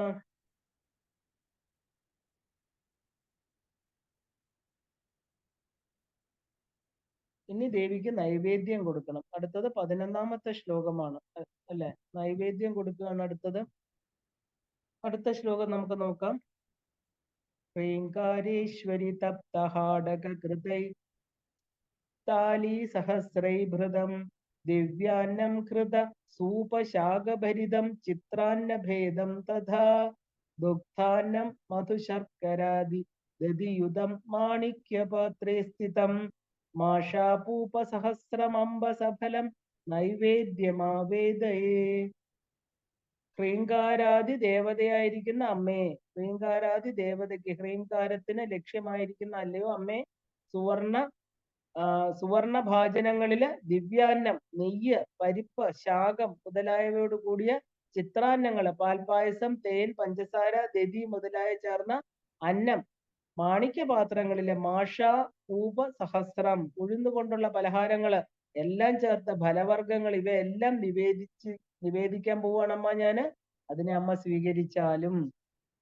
അപ്പൊ അടുത്തത് നൈവേദ്യമാണ് അല്ലെ. ദേവിക്ക് നൈവേദ്യ സമർപ്പണം. അതിന് നമുക്ക് പിശുക്ക് കാണിക്കേണ്ട ആവശ്യമില്ല. നമുക്ക് ഏറ്റവും നല്ലതായിട്ടുള്ള നൈവേദ്യങ്ങളെല്ലാം കൊടുക്കാം. നമുക്ക് ഇഷ്ടമുള്ളത്, ഇനി നാളെ നമുക്ക് കഴിക്കാൻ പറ്റാത്തത്, ഇതുവരെ കഴിച്ചിട്ടുള്ളതിന്റെ രുചി നാവിൽ തങ്ങി നിൽക്കുന്നത് എല്ലാം അമ്മയ്ക്ക് സമർപ്പിച്ചാൽ എന്താ കിട്ടുക? ഗന്ധ, പുഷ്പ, ധൂപ, ദീപ നൈവേദ്യത്തിലെ രസമാണ് നമ്മൾ കൊടുക്കാൻ പോകുന്നത്. നാവിന്റെ രസം, നമ്മൾ എന്തിലൊക്കെയാണോ രസിച്ചത്, എന്തിലൊക്കെയാണോ സന്തോഷിച്ചത്, നമുക്കത് കഴിക്കുമ്പോൾ എന്തൊക്കെ കഴിക്കുമ്പോഴാണോ നമുക്ക് സന്തോഷം ഉണ്ടാകുന്നത്, അല്ലെ? നമുക്ക് ഇഷ്ടപ്പെട്ട വസ്തുക്കൾ കഴിക്കുമ്പോഴാണ് സന്തോഷം ഉണ്ടാകുന്നത്. അപ്പൊ അതെല്ലാം നമുക്ക് ഇനിയിപ്പോ വാങ്ങിക്കാനോ ഉണ്ടാക്കാനോ സാധിച്ചില്ലെങ്കിൽ പോലും പണ്ട് നമ്മൾ വളരെ ചെറുപ്പത്തില്, അല്ലെ, ബാല്യത്തിലൊക്കെ കഴിച്ചത് ചിലപ്പോൾ ഒരു പ്രായം കഴിയുമ്പോൾ നമുക്കത് ഭയങ്കര രുചികരമായിട്ട് തോന്നും. അമ്മയുടെ കൈ കൊണ്ട് ഉണ്ടാക്കി തന്നത്, നമ്മൾ ഉണ്ടാക്കിയത്, അല്ലെ, പല സ്ഥലങ്ങളിൽ നിന്ന് ഭക്ഷിച്ചത്, അതിലൊക്കെ ഏറ്റവും നല്ലതായിരിക്കുന്ന ദിവ്യങ്ങളായിരിക്കുന്ന അമ്മയ്ക്ക് എന്താ പറയാ, ആ സാധനങ്ങളെല്ലാം തന്നെ ഒട്ടും പിശുക്കില്ലാതെ, ദാരിദ്ര്യം കാണിക്കാതെ, കാരണം മാനസികമായിട്ടാ കൊടുക്കുന്നത്, അല്ലെ? നല്ല രസങ്ങളിലുള്ള പദാർത്ഥങ്ങൾ, നമുക്കിഷ്ടമുള്ള എല്ലാം, മധുരമാവട്ടെ, എരിവ്, പുളി, കയ്പ്, ചവർപ്പ്, ഉപ്പ്, ഇല്ലേ? 6 രസങ്ങൾ എന്തൊക്കെയാ? മധുരം, എരിവ്, പുളി, കയ്പ്, ചവർപ്പ്, ഉപ്പ്, പുളി, അല്ലെ? ഇതാണ് 6 രസങ്ങൾ, ഷഡ് രസങ്ങൾ. വിവിധങ്ങളായിട്ടുള്ള 4 വിധത്തിലുള്ള അന്നം, 4 തരത്തിലാണ് അന്നം പറയുന്നത്. എന്താ പറയാ, ചതുർവിധം അന്നം എന്ന് പറയാറുണ്ട്. എന്തൊക്കെയാ അത്? കടിച്ചു തിന്നുന്നത്, നക്കി തിന്നുന്നത്, നാവിലിട്ട് ശോഷിക്കുന്നത്, കുടിക്കുന്നത്. അങ്ങനെയുള്ള 4 വിധത്തിലുള്ള ഭക്ഷണങ്ങൾ. അപ്പൊ കടിച്ചു തിന്നുന്നതിന് നമ്മൾ ഖാദ്യം എന്ന് പറയും. ഖരപദാർത്ഥങ്ങള്, ഭക്ഷ്യം, അല്ലെ? പല്ലിന്റെ ആവശ്യമുണ്ട് ഇതിന്. എന്താ ഇനി നക്കി തിന്നുന്നത് നമ്മൾ പല്ലിന്റെ ആവശ്യമില്ല, അതിന് നമ്മൾ ലേഹ്യം എന്ന് പറയും. ലിഹതി, ലിഹതി എന്ന് പറഞ്ഞാൽ നക്കുക. ലിഹതി ഇത് ലേഹ്യം. ശോഷ്യം എന്ന് പറഞ്ഞാൽ ഉണങ്ങിയവ നാവിലിട്ട് ഉമിനീരുമായിട്ട് കലർത്തി അലിയിച്ച് കഴിക്കുന്നത് ശോഷ്യം. പിന്നെ പേയം എന്ന് പറഞ്ഞാൽ പാനീയം, കുടിക്കുന്നത്, അല്ലെ? ഭഗവാൻ ഭഗവത്ഗീതയിൽ പറയുന്നുണ്ട്, എന്താ? അഹം വൈശ്വാനരോ ഭൂത്വ പ്രാണിനാം ദേഹമാശ്രിതാഹ പ്രാണാപാന സമായുക്ത പജാമന്യം ചതുർവിധം. അഹം പജാമന്യം ചതുർവിധം. നിങ്ങൾ കഴിക്കുന്ന 4 തരത്തിലുള്ള പദാർത്ഥങ്ങളെല്ലാം തന്നെ ഞാൻ നിങ്ങളുടെ ഉള്ളില് വൈശ്വാനരനായിട്ട്, അഗ്നിയായിട്ട്, ജഡരാഗ്നിയായിട്ട് ഇരുന്ന് ഞാൻ ദഹിപ്പിക്കുന്നു, അല്ലെ? അപ്പൊ ദേവിക്ക് ചിത്രാന്നം നമ്മൾ സമർപ്പിക്കാൻ പോകണം. വിവിധങ്ങളായിട്ടുള്ള, അല്ലെ, ഏറ്റവും നല്ല സുഗന്ധപൂരിതമായിട്ടുള്ള, കാണാൻ ഭംഗി, നല്ല മണം, കഴിക്കുമ്പോഴോ അതീവ രുചികരമായിരിക്കുന്ന ഭക്ഷണ പദാർത്ഥങ്ങൾ, ചിത്രാന്നം. ചിത്രാന്നം എന്ന് പറഞ്ഞാൽ വളരെ വിചിത്രമായിരിക്കുന്ന അന്നങ്ങളെല്ലാം കൊടുക്കാൻ പോവാണ്. ലളിതാ സഹസ്രനാമം ദേവിക്ക് വിവിധ അന്നങ്ങൾക്ക് പ്രിയമാണെന്ന് പറയുന്നുണ്ട്, ഇല്ലേ? ഗൂഢാന്ന പ്രീതമാനസ, ദദ്യന്നം, ക്ഷീരാന്നം. ദദ്യന്നം എന്ന് പറഞ്ഞാൽ തൈര് കൊണ്ടുള്ള ചോറ്, ക്ഷീരാന്നം പാല് കൊണ്ടുള്ള ചോറ്, പായസം, ഹരിദ്രാന്നം മഞ്ഞൾ ചേർത്ത ചോറ്, ശർക്കര, കടുംപായസം, അല്ലെ? ഇതൊക്കെ ദേവിക്ക് വളരെ പ്രിയമായിട്ടുള്ളതാണ്, വളരെ പ്രിയമാണ്. ഇവിടെ ദേവിയെ ഹ്രീംകാരീശ്വരി എന്ന് വിളിക്കുന്നു തുടക്കത്തിൽ തന്നെ. ഹ്രീംകാര സ്വരൂപിണി എന്ന് സംബോധന ചെയ്യുന്ന അല്ലയോ അമ്മേ. ഹ്രീംകാര സ്വരൂപിണിയാണ് അമ്മ, അല്ലെ? 3 ഹ്രീംകൾ നേരത്തെ ഒരിടത്ത് പറഞ്ഞു, 3 ഹ്രീം അങ്കിതമായിരിക്കുന്ന മന്ത്രത്തോട് കൂടിയവളെ. ഇപ്പൊ പറയണു ഹ്രീംകാരേശ്വരി. തപ്ത ഹാടക കൃതൈഹി. എന്നാല് ഹാടകം എന്ന് പറഞ്ഞാൽ സ്വർണം, നല്ലപോലെ തവിപ്പിച്ച സ്വർണം കൊണ്ടുണ്ടാക്കിയ പാത്രം, വെട്ടിത്തിളങ്ങുന്ന സ്വർണ്ണപാത്രം എന്നർത്ഥം. ദേവിക്ക് കൊടുക്കുന്ന പാത്രങ്ങളെല്ലാം നല്ല വൃത്തിയോടുകൂടി, ശുദ്ധത്തോടുകൂടി വെക്കണം, അല്ലെ? ഇവിടെ എന്താ പറയുന്നത്? സ്വർണപാത്രം ഉത്തമമാണ്. അതില്ലാത്തവർക്ക് എന്താ പറയാ, വെള്ളിപ്പാത്രം കൊടുക്കാം. ഇപ്പൊ നമുക്ക് മാനസ പൂജയായിട്ട് കൊടുക്കുമ്പോ എന്തുകൊണ്ട് അമ്മയ്ക്ക് സ്വർണ്ണ തളികയിൽ കൊടുത്തൂടാ? സ്വർണ്ണ തളികയിൽ തന്നെ സങ്കല്പിച്ച് നമ്മൾ സമർപ്പിക്കാം. എന്നിട്ട് ഏറ്റവും ഉയർന്നത് മനസ്സുകൊണ്ട് കൊടുക്കുന്നതെല്ലാം ഉയർന്നതായിരിക്കും, അല്ലെ? അപ്പൊ നല്ല വൃത്തിയാക്കി സമർപ്പിക്കുക. താലി എന്ന് പറഞ്ഞാല് താലം എന്നർത്ഥം. വലിയ തളികകള്, താലങ്ങള്, അതായത് പരന്ന പാത്രങ്ങള്, ആയിരക്കണക്കിന് താലങ്ങളിൽ ഇങ്ങനെ വസ്തുക്കൾ നിറച്ചു വെച്ചിരിക്കുകയാണ്. വിവിധ അന്നങ്ങള്, ഘൃതം, സൂപം, ശാകഭരിതം, ചിത്രാന്നം, ദുഗ്ധാന്നം, മധുശർക്കര, ദധിയുതം, അല്ലെ? ഘൃതം, നെയ്യ് കൊണ്ടുണ്ടാക്കിയത്, പൊങ്കല്, നെയ്ച്ചോറ്, ശർക്കര, കട്ടിപ്പായസം, ശർക്കര പായസം, പായസം, ദധി എന്ന് പറഞ്ഞാൽ തൈര് ശാദം, സൂപം എന്ന് പറഞ്ഞാൽ പരിപ്പ്, രസം. അപ്പൊ സൂപരസം, പരിപ്പ് കൊണ്ടുള്ള രസം. ശാകം എന്ന് പറഞ്ഞ പച്ചക്കറികള്, ഇലക്കറികള്, ഇങ്ങനെ എന്താ പറയുക, വിചിത്രങ്ങളായിരിക്കുന്ന അന്നങ്ങള്. ചിത്രാന്നം എന്ന് പറഞ്ഞാൽ വളരെ നമ്മൾ കണ്ടിട്ടില്ലാത്ത തരത്തിലുള്ള അന്നങ്ങള്. വിവിധ ചോറുകള്, ദുഗ്ധാന്നം, പാൽച്ചോറ്, മധുശർക്കര, ദധിയുതം, തേന്, ശർക്കര, ദധി, തൈര് എല്ലാം കൂടി ചേർത്ത് പഞ്ചാമൃതം പോലെ ഉള്ളത്. ഇവയെല്ലാം എന്താ? മാണിക്യ നിർമ്മിതങ്ങളായിരിക്കുന്ന പാത്രങ്ങളിൽ ഇതാ നിറച്ച് വെച്ചിരിക്കണം. അമ്മ, ഞാനിതാ അമ്മയ്ക്ക് സമർപ്പിക്കുന്നു. മാഷാപൂപം, ഉഴുന്നുകൊണ്ടുണ്ടാക്കിയത്. അപൂപം എന്ന് പറഞ്ഞാൽ വട. അപ്പൊ മാഷാപൂപം, ഉഴുന്നുവട. അപ്പോ സഹസ്രം ധാരാളമായിട്ട്, ഒന്നും പിശുക്കിയല്ല കൊടുക്കുന്നത്, നിറച്ച്. അല്ലെ, ദേവി പൂജയ്ക്ക് നമ്മൾ നിറച്ച് സമ്പന്നമായിട്ടാ കൊടുക്കുന്ന അമ്മയ്ക്ക്. എന്നിട്ട് എന്താ ചെയ്യുന്നത്? അപ്പം ധാരാളമായിട്ട് അമ്പ സഫലം സഫലം നൈവേദ്യം. എന്താ സഫലം നൈവേദ്യമാവേദയെ? സഫലം എന്ന് പറഞ്ഞാല് ഫലങ്ങള്. അമ്മയ്ക്ക് ഏറ്റവും പ്രധാനം ഫ്രൂട്ട്സ് ആണ്, അല്ലെ? ഫ്രൂട്ട്സ് ആണ് അമ്മയ്ക്ക് സമർപ്പിക്കണം. നമ്മൾ എന്താ പറയാ, ആ ഫ്രൂട്ട്സ് കൊടുക്കുമ്പോൾ ഐശ്വര്യമാണ്. പ്രകൃതിയിൽ നിന്ന് നമുക്ക് കിട്ടുന്ന മരങ്ങൾ തരുന്നതിനെയാണ് നമ്മൾ ആ ഫലങ്ങൾ എന്ന് പറയുന്നത്.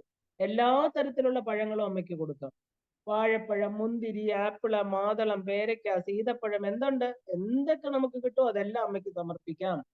പിന്നെ കുടിക്കാനായിട്ട് പാലില് കൽക്കണ്ടം, അല്ലെ, കൽക്കണ്ടം ബദാം ഒക്കെ ചേർത്ത് കാച്ചി പഞ്ചസാര ചേർത്ത് സമർപ്പിക്കാം. ജ്യൂസുകൾ കൊടുക്കാം, പഴച്ചാറുകൾ കൊടുക്കാം, എന്ത് വേണമെങ്കിലും നമുക്ക് അമ്മയ്ക്ക് സമർപ്പിക്കാം.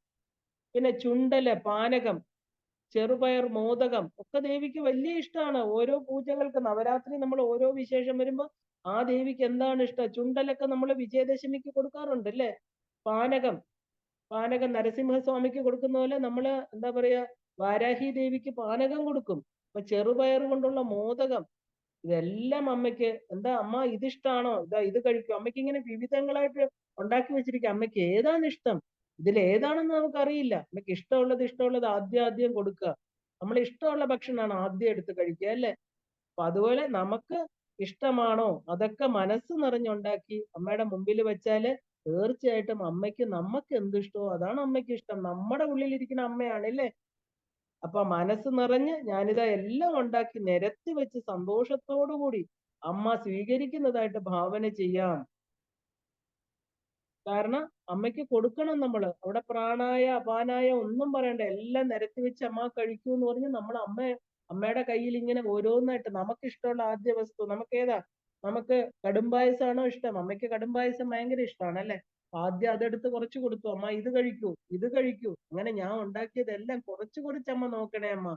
നമ്മുടെ അമ്മമാര്, അല്ലെ, വീട്ടിൽ വരുമ്പോ അമ്മമാര് നമുക്ക് പണ്ട് ഉണ്ടാക്കി തന്ന വസ്തുക്കളൊക്കെ നമ്മൾ അമ്മയ്ക്ക് ഇഷ്ടമാണെന്ന് പറഞ്ഞ് ഉണ്ടാക്കി വെക്കും, അല്ലെ? 2-3 ഐറ്റം ഉണ്ടാക്കി വെക്കും. അമ്മ പറയും വേണ്ട വേണ്ട എന്ന് പറഞ്ഞാൽ നമ്മൾ പറയും കുറച്ച് ടേസ്റ്റ് ചെയ്യൂ, കുറച്ച് കഴിക്കൂ, എനിക്കൊരു സന്തോഷം, ഞാൻ ഇത്രയും കഷ്ടപ്പെട്ടുണ്ടാക്കിയല്ലേ. അതുപോലെ അമ്മയോട് പറയണം നമ്മള്, അമ്മ ഞാൻ ഇത്രയും കഷ്ടപ്പെട്ടു, നോക്കൂ ഇതൊക്കെ ഉണ്ടാക്കി വെച്ചു, അമ്മ ഓരോ സ്പൂണെങ്കിലും കഴിക്കണേന്ന് പറഞ്ഞ് അമ്മയ്ക്ക് ഇങ്ങനെ അമ്മയുടെ കയ്യിൽ ഓരോന്നോരോന്നോരോന്നായിട്ട് എടുത്തു കൊടുക്കണം. മക്കളാണ്, അമ്മയ്ക്ക് കൊടുക്കണം. അമ്മയ്ക്ക് അതാണ് സന്തോഷം. അമ്മ വയററിയാതെ കഴിക്കും, സന്തോഷത്തോടെ കൊടുക്കുന്നത്. എല്ലാം ഓരോ സ്പൂണാകുമ്പോ അമ്മയുടെ വയറ് നിറയും, ഇല്ലേ? ഉണ്ടാക്കി വെച്ചിരിക്കുന്ന എല്ലാം തന്നെ അമ്മ ഇതാ ഞാൻ ഭാവനയില് എന്റെ മനസ്സുകൊണ്ട്, ഭാവന മനസ്സിലാണല്ലേ, ആ മനസ്സുകൊണ്ട് അമ്മയ്ക്ക് ഇതാ അർപ്പിക്കണു. ഇതെല്ലാം അമ്മ സ്വീകരിക്കണേ. അങ്ങനെ മനോഹരമായിരിക്കുന്ന വിചിത്ര അന്നം, പല തരത്തിലുള്ള അന്നങ്ങളാണ് അമ്മയ്ക്ക് കൊടുക്കുന്നത്. ഇനിയിപ്പോ എന്താ അടുത്തത് ചെയ്യേണ്ടത്? ദേവിക്ക് ഭക്ഷണം കഴിഞ്ഞാൽ വെറ്റില, അടയ്ക്ക, സുഗന്ധദ്രവ്യങ്ങൾ കൊടുക്കണം, അല്ലെ? താമ്പൂലം സമർപ്പയാമി, അതാണ് ഇനി അടുത്തത്. അമ്മയ്ക്ക് ഏറ്റവും ഇഷ്ടമുള്ള ഒരു സാധനമാണ് എന്ത്? താമ്പൂലം. അപ്പൊ ഇനി അടുത്തത് നമ്മൾ എന്താ ചെയ്യാൻ പോകുന്നത്? അമ്മയ്ക്ക് താമ്പൂലം കൊടുക്കാൻ പോവാണ്.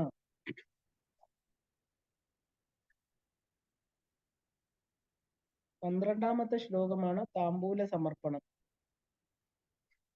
സച്ഛായൈർവരകേതകി ദളരുച താമ്പൂലവല്ലീദളൈഹി പൂഗൈർഭൂരി ഗുണൈ സുഗന്ധ മധുരൈ കർപ്പൂര ഖണ്ഡോജ്വലൈഹി മുക്താ മുക്താചൂർണ വിരാജിതൈർ ബഹുവിധൈർ വക്താംബുജാമോദിതൈഹി പൂർണ്ണാരത്നകലാചിക തവ മുദേ നേസ്ത പുരസ്താതുമേ. ഇപ്പൊ കേതകീദളം പോലെയുള്ള വെറ്റിലകള്, കർപ്പൂരം മുതലായിട്ടുള്ള സുഗന്ധദ്രവ്യങ്ങളാൽ മധുരമായിരിക്കുന്ന പൂഗഫലം, മുത്തുപോലെയുള്ള ചൂർണം, ഇതെല്ലാം വക്രാംബുജത്തിന് സുഗന്ധത്തെ നൽകുന്നതിനായിട്ട് താമ്പൂല ദ്രവ്യങ്ങൾ ഇതാ സമർപ്പിക്കുന്നു. അവിടുന്ന് സന്തോഷിക്കുമാറാകട്ടെ. അപ്പോ കേതകീദളം, അല്ലെ? അപ്പോ കേതകീദളം പോലെയുള്ള വെറ്റില തളിർ, കർപ്പൂരം മുതലായ സുഗന്ധ ദ്രവ്യങ്ങൾ, മധുരമായി നിൽക്കുന്ന പൂഗഫലം, മുത്തുപോലെയുള്ള ചൂർണം, ഇങ്ങനെയുള്ളവ വക്രാംബുജത്തിന് സൗഗന്ധം കൊടുക്കുന്ന താമ്പൂല ദ്രവ്യങ്ങളാണ് ഇനി പറയാൻ പോകുന്നത്, സമർപ്പിക്കാൻ പോകുന്നത് അവിടത്തേക്ക്, അല്ലെ? സന്തുഷ്ടി നൽകുമാറാകട്ടെ. അപ്പൊ മാതൃകാ പുഷ്പമാല എന്ന് പറഞ്ഞാൽ എന്താ? മാതാവിനായിക്കൊണ്ടുള്ള പുഷ്പമാല എന്ന് പറയാം, അല്ലെ? ഇവിടെ ദേവിയെ അല്ലയോ ഉമാദേവി എന്ന് വിളിക്കുകയാണ്. ഉമാ, അല്ലെ? പുരസ്താദ് ഉമേ, ഉമേന്ന് വിളിക്കുക, ഉമാദേവി. അപ്പോ ആ ഉപനിഷത്ത് വിദ്യാസ്വരൂപിണിയായിരിക്കുന്ന ദേവി എന്ന് സംബോധന ചെയ്യാണ്. ഉ എന്നത് ഉപനിഷത്ത്, മാ എന്നത് മാതാവ്. അപ്പൊ ഉമാന്ന് വിളിക്കുമ്പോ ഇവിടെ എന്താ അമ്മയുടെ അർത്ഥം? ഉമാന്ന് വിളിച്ചാല് ബ്രഹ്മവിദ്യാ സ്വരൂപിണിയായ ദേവിയുടെ വിദ്യയുടെ അനുഗ്രഹം നമുക്ക് താമ്പൂല സമർപ്പണത്തിലൂടെ കിട്ടട്ടെ. അപ്പോ ബ്രഹ്മവിദ്യാ സ്വരൂപിണിയായിരിക്കണം. എന്താ നമുക്ക് ഉപനിഷത്ത് മന്ത്രങ്ങള്, നമുക്ക് പ്രയോജനപ്പെടുന്ന ഉപനിഷത്ത് മന്ത്രങ്ങൾ ഏതൊക്കെയാ അമ്മ അനുഗ്രഹമായിട്ട് തരേണ്ടത്? നമ്മള് താമ്പൂലം കൊടുക്കുമ്പോ നമ്മൾ പറയണു, അമ്മ തത്വമസി, തത് ത്വമസി. ഇങ്ങനെ 10 പ്രാവശ്യം പറയുമ്പോ അമ്മ പറയും, അമ്മ നമുക്ക് തരുന്ന അനുഗ്രഹം എന്താ? നമ്മുടെ സ്വരൂപ ദർശനാണ്, സ്വരൂപത്തെ മനസ്സിലാക്കാൻ. അപ്പൊ നമുക്ക് അഹം ബ്രഹ്മാസ്മി എന്ന് പറയാൻ പറ്റണം, അല്ലെ? ഞാനും അമ്മയുടെ ഒരു ഭാഗമാണ്. അപ്പൊ താമ്പൂലം എന്ന് പറഞ്ഞാൽ എന്താ? സൗരഭ്യമാണ്, അല്ലെ? ഏറ്റവും നല്ല വാക്കുകളാണ് താമ്പൂലം എന്ന് പറയുന്നത്. അതായത് ഏറ്റവും നല്ല വാക്കുകള്, ഏറ്റവും നല്ല സൗരഭ്യം. അപ്പൊ നമ്മള് ദേവിക്ക് ഉപനിഷത്ത് വാക്യ സുരഭിലം താമ്പൂലം സമർപ്പയാമി എന്നാ ശ്രീചക്ര പൂജയിൽ പറയുന്നത്. ഉപനിഷത്ത് വാക്യ സുരഭിലം, ഉപനിഷത്ത് വാക്കുകൾ കൊണ്ട് സുരഭിലമായിരിക്കുന്ന താമ്പൂലം ഇതാ അമ്മയ്ക്ക് ഞാൻ സമർപ്പിക്കുന്നു, അല്ലെ? ആ ഒരു ദേവി നമുക്ക് വാക്കുകൾ പ്രയോഗിക്കാനുള്ള സിദ്ധി തരട്ടെ, വാക് സിദ്ധി അനുഗ്രഹമായിട്ട് തരുന്നു. അതിന് പകരമായിട്ട് അമ്മ തരുന്ന അതാണ്. അപ്പൊ മുഖ സൗന്ദര്യം എന്ന് പറയുന്നത് എന്താ? നല്ല വാക്കുകളാണ്, ഇല്ലേ? അത് ദേവിയുടെ അനുഗ്രഹമാണ്. അപ്പോ ഉമേ തവമുദേ, അവിടുത്തെ സന്തോഷത്തിനായിക്കൊണ്ട്, അല്ലെ? നിസ്ത പുരസ്താദ്, ഇതാ ഞാൻ സമർപ്പിച്ചിരിക്കുന്നു. അപ്പൊ അല്ലയോ ഉമയായിരിക്കുന്ന പാർവതി ദേവിയായിരിക്കുന്ന അല്ലയോ ദേവി, അവിടുത്തെ സന്തോഷത്തിനായിക്കൊണ്ട് ഞാനിതാ സമർപ്പിക്കുന്നു. രത്ന കളാചിക, രത്ന കളാചിക എന്ന് പറഞ്ഞാൽ എന്താ? രത്നങ്ങൾ പതിച്ച താലം. അപ്പൊ താമ്പൂലം വയ്ക്കുന്നതിനുള്ള ചെല്ലപ്പെട്ടി, പണ്ട് നമ്മൾ താമ്പൂലം ഒക്കെ വെക്കുന്ന ഒരു പെട്ടി എല്ലാവരും പ്രായമുള്ളവർ കൊണ്ടു നടക്കുന്നത്, അതിനെയാണ് ചെല്ലപ്പെട്ടി എന്ന് പറയുന്നത്. ഇവിടെ അമ്മയുടെ പെട്ടി എങ്ങനെയാ? സ്വർണ്ണ നിർമ്മിതമാണ്, രത്ന ഖചിതവുമായിരിക്കുന്ന ആ താമ്പാളത്തിൽ വെച്ച് നമുക്ക് താമ്പൂലം അമ്മയ്ക്ക് കൊടുക്കണം. എങ്ങനെയുള്ള താമ്പൂലം? സ്വച്ഛ, സ്വച്ഛ ചൈർ വര കേതകി ദളരുച താമ്പൂലവല്ലി ദളൈഹി. താമ്പൂലവല്ലി, അതായത് ഈ പഴുത്ത് ഒരുമാതിരി പൊട്ടിയ താമ്പൂലമൊന്നും അല്ല, നല്ല നല്ല ഇളനീർ, ഇളം വെറ്റില, അല്ലെ? ചെറിയ നല്ല ഇങ്ങനെ മൂത്തു പോകാത്ത മനോഹരമായിരിക്കുന്ന ആ ഒരു അപ്പ പറിച്ചെടുത്ത വെറ്റില കൊടിയിൽ നിന്ന് അപ്പ പറിച്ചെടുത്തത്. അതിങ്ങനെ ഒരിക്കലും ദേവിക്ക് പൊട്ടിയ, എന്താ പറയാ, അറ്റം കീറിയത്, തണ്ടൊടിഞ്ഞത്, ഇങ്ങനെയുള്ള ഒന്നും കൊടുക്കാൻ പാടില്ല. കാരണം അതിനകത്ത് പുഴുക്കുത്ത് വീണത്, ഇല്ലെങ്കിൽ നല്ല ഡാർക്ക് പച്ചയായത് കൊടുക്കാൻ പാടില്ല. കാരണം വളരെ, എന്താ പറയാ, ഇളം വെറ്റില, തളിർ വെറ്റില എന്ന് പറയും നമ്മൾ, അല്ലേ? അപ്പൊ ആ താമ്പൂലവല്ലി വെറ്റിലക്കൊടിയിൽ നിന്ന് അപ്പ പറിച്ചെടുത്ത തളിർ തിളങ്ങള്, നല്ല വർണ്ണമുള്ളത്, തത്ത പോലെ ഉള്ളതെന്ന് പറയും, തത്തയുടെ പച്ച നിറത്തിലുള്ളത്. സ്വച്ഛായർ, നല്ല തളിർ വെറ്റില, പുഴുക്കുത്തില്ലാത്ത, മൂത്തുപോകാത്ത, നല്ല ഭംഗിയുള്ള വെറ്റിലകൾ എന്നർത്ഥം. വരകേതകീതളം, കൈതപ്പൂവിന്റെ ഇല പോലെ നല്ല കാന്തിയുള്ളത് എന്തോ അത്. ഇപ്പൊ രുച, രുച എന്ന് പറഞ്ഞാൽ ശോഭിക്കുന്നത്, ദ ബെസ്റ്റ് അവൈലബിൾ, എനിക്കിത് കിട്ടുന്നതിൽ ഏറ്റവും നല്ലത്. അതില് പൂകം, പൂകം എന്ന് പറഞ്ഞാൽ അടയ്ക്ക, അല്ലെ? നമ്മൾ വെറ്റില അടയ്ക്കയാണ് കൊടുക്കുന്നത്. ദക്ഷിണ കൊടുക്കുന്നത് വിവാഹത്തിന് വെറ്റില അടയ്ക്ക ഏറ്റവും മംഗല്യ വസ്തുവാണ്, വെറ്റിലയും അടയ്ക്കയും. ശിവശക്തി ഐക്യമാണത്. അപ്പൊ പൂകം എന്നാൽ അടയ്ക്ക, പൂകൈർ എന്ന് പറഞ്ഞാൽ ഭൂരി ഗുണൈ, നല്ല വാസനയുള്ള അടയ്ക്ക, നല്ല അടയ്ക്ക തിരഞ്ഞെടുത്ത്, കർപ്പൂര കണ്ടോജ്വലൈ, നല്ല ഖണ്ഡങ്ങളായിരിക്കുന്ന കർപ്പൂരങ്ങൾ തിരഞ്ഞെടുത്ത്, പച്ചക്കർപ്പൂരം, അല്ലെ? അത് ഔഷധമാണ്. അപ്പൊ സുഗന്ധി മധുരൈ, എന്നാൽ അതിന്റെ സുഗന്ധവും മാധുര്യവും ചേർത്ത്, മുക്താചൂർണ വിരാജിതർ, മുക്താചൂർണ വിരാജിതർ, മുക്ത എന്ന് പറഞ്ഞാൽ മുത്ത്, ആ ഒരു ജലത്തിൽ ഉണ്ടാകുന്ന, എന്താ പറയാ, ചിപ്പിയില് ഉണ്ടാകുന്നതിനെയാണ് നമ്മൾ മുത്തെന്ന് പറയുന്നത്, അല്ലെ? ആ മുത്ത്, അതാണ് ചുണ്ണാമ്പ്. അപ്പൊ അതിന്റെ ചൂർണം എന്ന് പറഞ്ഞാൽ എന്താ? അതിന്റെ പൊടി. അവയെല്ലാം കൂടെ ചേർത്ത് വക്രാംബുജ ആമോദിത, വക്രാംബുജം, മുഖകമലം, അല്ലെ? മുഖത്തിന് സന്തോഷം കൊടുക്കുന്ന രീതിയിൽ സുഗന്ധ സുരഭിലമാക്കട്ടെ, ആവട്ടെ ഞാൻ കൊടുക്കുന്നതെല്ലാം.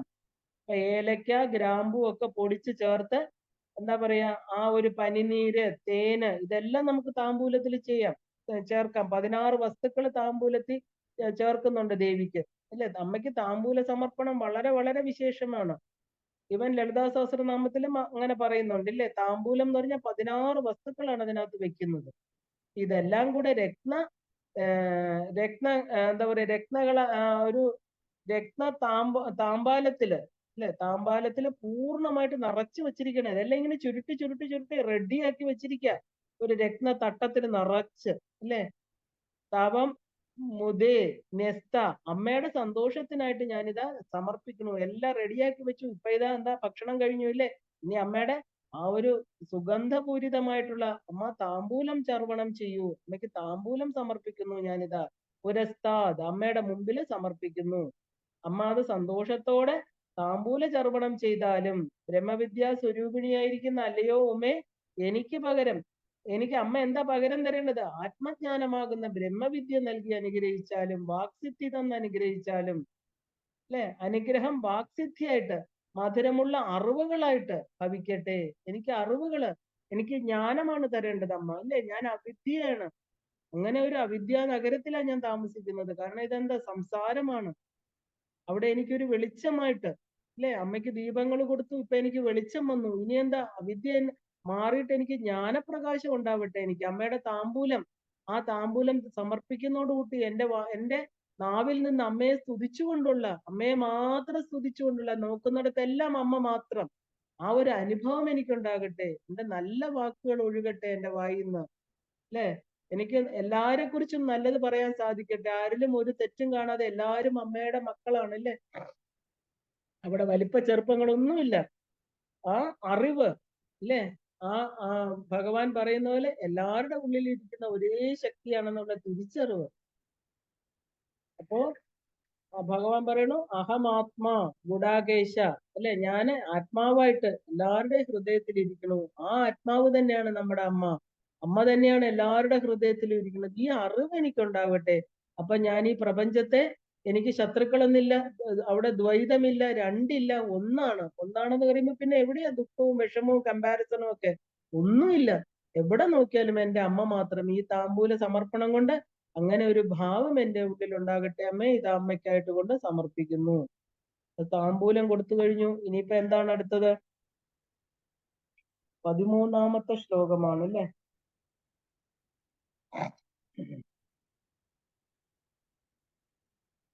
13ാമത്തെ ശ്ലോകം. ഇനി നമ്മള് എന്താ പറയാ, കർപ്പൂര ആരതി കൊടുക്കാൻ പോവാണ്. കാരണം വളരെ മനോഹരമായിരിക്കുന്ന അവസാനത്തെ അമ്മയുടെ പൂജയില് ആ ഒരു അവസാനത്തെ ഭാഗത്തിലോട്ട് നമ്മൾ കടക്കുകയാണ്. അപ്പൊ അലങ്കാരാർത്തിക പാത്രത്തില് നമ്മൾ കൊടുക്കുന്ന കർപ്പൂര ദീപങ്ങൾ. അപ്പൊ നോക്കാം നമുക്ക് 13ാമത്തെ ശ്ലോകം എന്താണ്. കന്യാഭി കമനീയ കാന്തിഭി അലങ്കാരാമലാർത്തിക പാത്രേ മൗക്തിക ചിത്രപങ്ക്തി വിലസത്കർപ്പൂര ദീപാളിഭിः തത്തത്താള മൃദംഗ ഗീതസഹിതം നൃത്യത്പദാംഭോരുഹം മന്ത്രാരാധനപൂർവകം സുവിഹിതം നീരാഞ്ജനം ഗൃഹ്യതാം. അലങ്കാരാർത്തിക പാത്രത്തില് മുത്തുമണികളാൽ വിളങ്ങുന്ന കർപ്പൂര ദീപങ്ങൾ വെച്ച് കന്യകാ രത്നങ്ങള് താളമൃദംഗങ്ങളോടുകൂടി സംഗീതത്തിനൊപ്പിച്ച് നൃത്തം വെച്ചുകൊണ്ട് നീരാഞ്ജനം അഥവാ ദീപാരാധന മന്ത്രപൂർവകം ആചരിക്കുന്നതിനെ അമ്മ സ്വീകരിച്ചാലും. ഇതിന് കർപ്പൂരാരതി അല്ലെ, ഏറ്റവും അവസാനം കൊടുക്കുന്നതിനെയാണ് നമ്മൾ കർപ്പൂരാരതി എന്ന് പറയുന്നത്. കർപ്പൂരാരതിക്കാണ് പ്രാധാന്യം. മറ്റത് ദീപം ദർശയാമി എന്നുള്ളത് പൂജയുടെ ഇടയിൽ കൊടുക്കുന്ന ദീപമാണ്. പക്ഷെ ഇവിടെ അവസാനം എല്ലാം കൊടുത്തു കഴിഞ്ഞിട്ടുള്ളതിനെയാണ് നമ്മൾ കർപ്പൂരാരതി എന്ന് പറയുന്നത്. അതിനോടൊപ്പമാണ് വാദ്യ താള മൃദംഗ കോശങ്ങളെല്ലാം ഉണ്ട് അതിന്റെ കൂടെ. നമ്മൾ അമ്പലത്തിൽ കണ്ടിട്ടുണ്ടല്ലേ ദീപാരാധന സമയത്ത് വെളിയില് മൃദംഗം വായിക്കാറുണ്ട്, ചെണ്ട, ഇടയ്ക്ക, ചിലര് സോപാന സംഗീതം പാടും ഇല്ലേ. അതെല്ലാം ചെയ്യുന്ന സമയം അകത്ത് പൂജ ആ അമ്മയ്ക്ക് ദീപാരാധന കൊടുക്കുമ്പോഴാ. അതുപോലെ തന്നെ ഇവിടെ എന്താ, വാദ്യ താള മൃദംഗ കോശങ്ങളെല്ലാം അമ്മയ്ക്ക് കൊടുക്കാണ്. നീരാഞ്ജനം ഗൃഹ്യതാം, കർപ്പൂര നീരാഞ്ജനം സ്വീകരിച്ചാലും അമ്മേ. കന്യാഭി കമനീയ കാന്തിഭി, കമനീയ കാന്തിയോടുകൂടിയ കന്യകമാരോടൊപ്പം ആരാർത്തിക പാത്രേ, ഈ ആരതി കാണിക്കുന്ന പാത്രം അലങ്കാരമമല, ശുദ്ധമായിരിക്കുന്ന അലങ്കാരങ്ങളോടുകൂടി കർപ്പൂര ആരതി സമർപ്പിക്കുന്നു.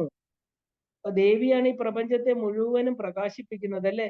ദേവിയുടെ പ്രകാശം, അതെ, ആ പ്രകാശത്തിന്റെ ഒരു റിഫ്ലക്ഷൻ ആണ് ഈ പ്രപഞ്ചം എന്ന് പറയുന്നത്.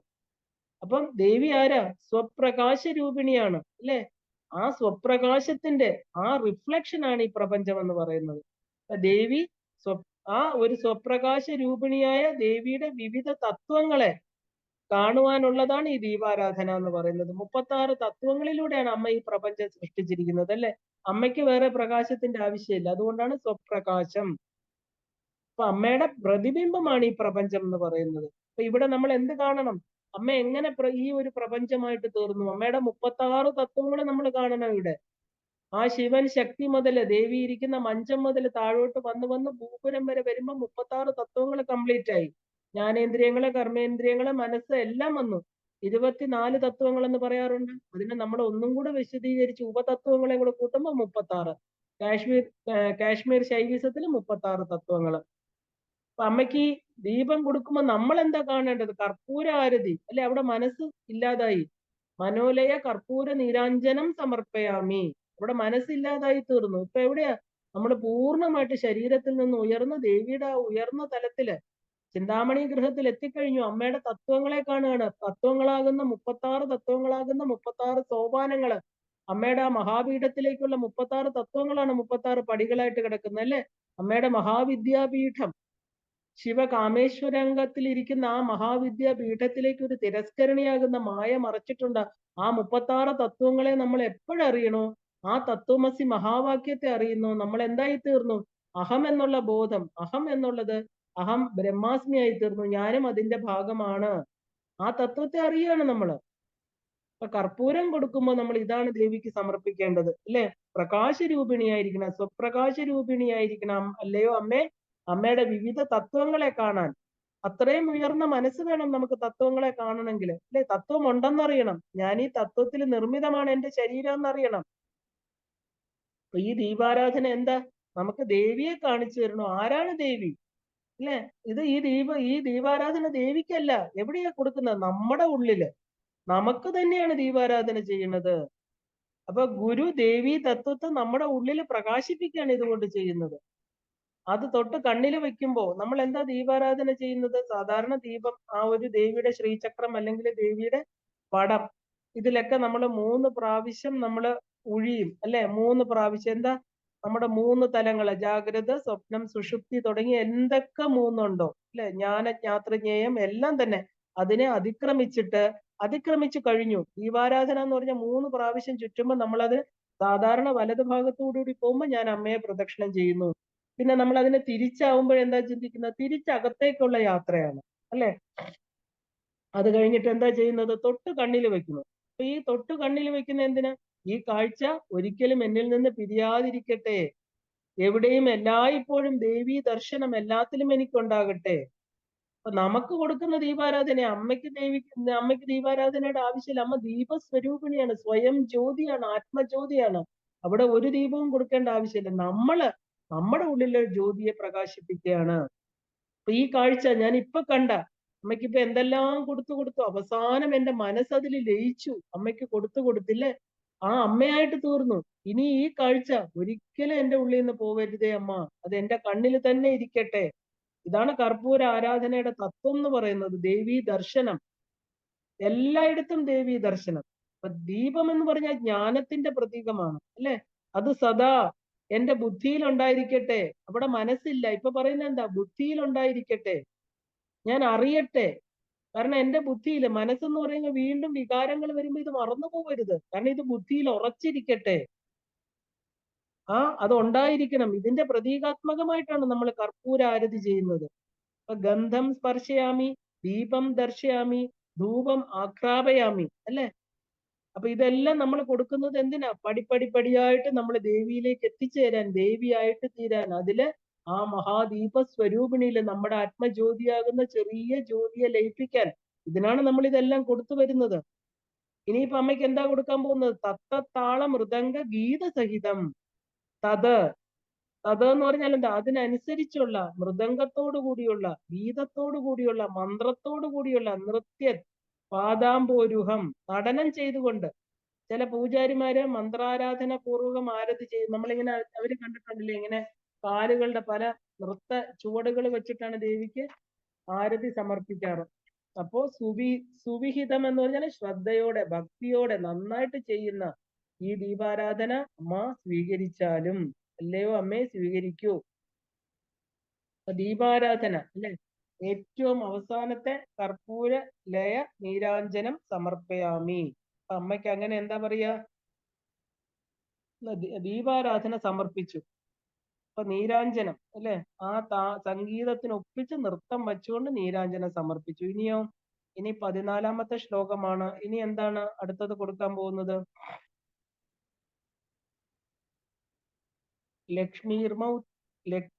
ലക്ഷ്മീർമൗക്തികലക്ഷകൽപിതസിതഛത്രം തു ധത്തേ രസാ ഇന്ദ്രാണി ചരതിശ്ച ചാമരവരേ ധത്തേ സ്വയം ഭാരതി വീണാമേണ വിലോചന സുമനസാം നൃത്യന്തി തദ്രാഗവത് ഭാവൈരാംഗിക സാത്വികൈ സ്ഫുടരസം മാതസ്തദാകർണ്യതാം. ഇനിയിപ്പോ എന്താ പറയാ, ഇനി അമ്മയ്ക്ക് ഓരോരുത്തർ വന്ന് ഓരോന്ന് സമർപ്പിക്കാൻ പോവാണ്. ലക്ഷ്മി ദേവി അനേകം മുത്തുമണികൾ പതിച്ച വെൺകൊറ്റക്കൊട പിടിച്ചിരിക്കുന്നു. ഇന്ദ്രാണിയും രതിയും ചാമരം വീശുന്നു. സരസ്വതി ദേവി വീണ വായിക്കുന്നു. ദേവസ്ത്രീകൾ അതിനൊപ്പിച്ച് സാത്വിക ഭാവങ്ങളോടുകൂടി നൃത്തം വയ്ക്കുന്നു.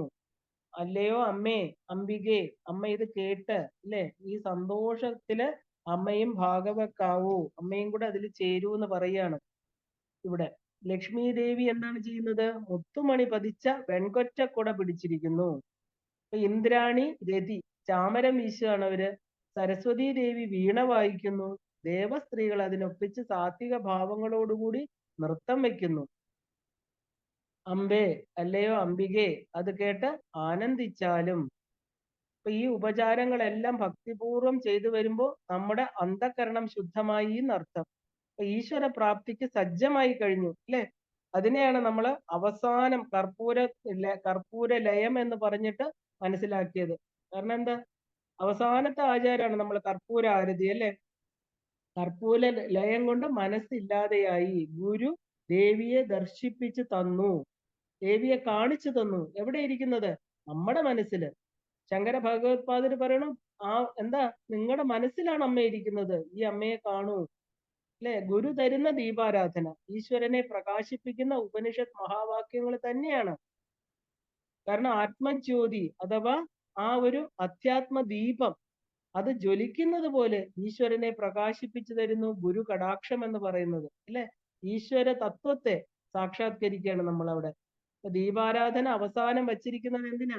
ഈ ജ്ഞാനപ്രകാശത്തിൽ ഈശ്വര ദർശനം ലഭിച്ച് പിന്നെയാണ് നമുക്ക് പ്രസാദമായിട്ട് ആനന്ദം കിട്ടുന്നത്. ആദ്യം ഈശ്വര ദർശനം അത് കണ്ടു കഴിഞ്ഞു അല്ലെ, ദീപാരാധന കഴിഞ്ഞിട്ടാണ് നമുക്ക് പ്രസാദം കിട്ടുക അല്ലെ. എന്താ നമുക്ക് പ്രസാദമായിട്ട് കിട്ടുന്നത്? ആനന്ദം, സന്തോഷം അല്ലെ. ഞാൻ എൻ്റെ അമ്മയുടെ ഭാഗമാണ്, ആ ആനന്ദമാണ് നമുക്ക് പ്രസാദമായിട്ട് കിട്ടുന്നത്. പിന്നെയാണ് സമർപ്പണം. അപ്പോ ഈശ്വര ദർശനത്തില് ഞാൻ അല്ലെ എന്ന് ഒന്നില്ലാതായിട്ട് കഴിഞ്ഞു. ഞാന് എന്റേത്, ഈ രണ്ട് വാക്കുകൾ ഇനി എനിക്കില്ല. അതിന്റെ പ്രതീകമായിട്ട് എന്തായിട്ട് കൊടുക്കാൻ പോണു? ഇനി പ്രദക്ഷിണ നമസ്കാരങ്ങളിലൂടെ നാം അതിനെ നമ്മളെ തന്നെ സമർപ്പിക്കാൻ പോവുകയാണ്, സമർപ്പിക്കുകയാണ്. അപ്പൊ ഈശ്വരനും ജീവനുമായിട്ടുള്ള ലയനം, ജീവ ബ്രഹ്മ ഐക്യം എന്ന് പറയും. ഇനി അടുത്തതായിട്ട് 14-ാം ശ്ലോകത്തിൽ എന്താ, കുടം ചാമരം തുടങ്ങിയ ഉപചാരങ്ങളില് വീണ നൃത്തം തുടങ്ങിയവയെല്ലാം സമർപ്പിക്കുന്നുണ്ട്. അപ്പൊ നമുക്ക് വേണ്ടി എന്താ ചെയ്യുന്നത്? നമുക്ക് വേണ്ടിയിട്ട് ആരൊക്കെയാ വന്നിരിക്കുന്ന അവിടെ? ഇത് നമ്മൾ കൊടുക്കുന്നതാണ് നമ്മുടെ ഹൃദയത്തിൽ. ഇപ്പൊ നമ്മൾ വിളിക്കാതെ വന്നിരിക്കുന്ന ആരൊക്കെയാ? ലക്ഷ്മി ദേവി വന്നിരിക്കുക, വാണി ദേവി, ഇന്ദ്രാണി, രതി ദേവി, എവിടെ ലളിത ത്രിപുര സുന്ദരി ഉണ്ടോ അവരെയൊക്കെ വിളിക്കാതെ വരും ഇവരൊക്കെ.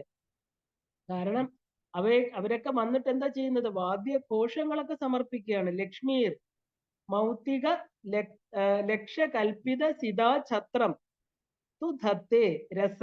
അതായത് സാക്ഷാൽ ലക്ഷ്മി ദേവി തന്നെ ത്രിപുര സുന്ദരിക്ക് വന്നിട്ട് രസാദ് എന്ന് പറഞ്ഞാൽ വളരെ സന്തോഷപൂർവ്വം മൗക്തിക ലക്ഷകൽപിത സിതാഛത്രം, അതായത് വെൺകൊറ്റക്കൊട, അതിലെ ലക്ഷക്കണക്കിന് മുത്തുമണികൾ പതിപ്പിച്ചിരിക്കുകയാണ് അല്ലേ.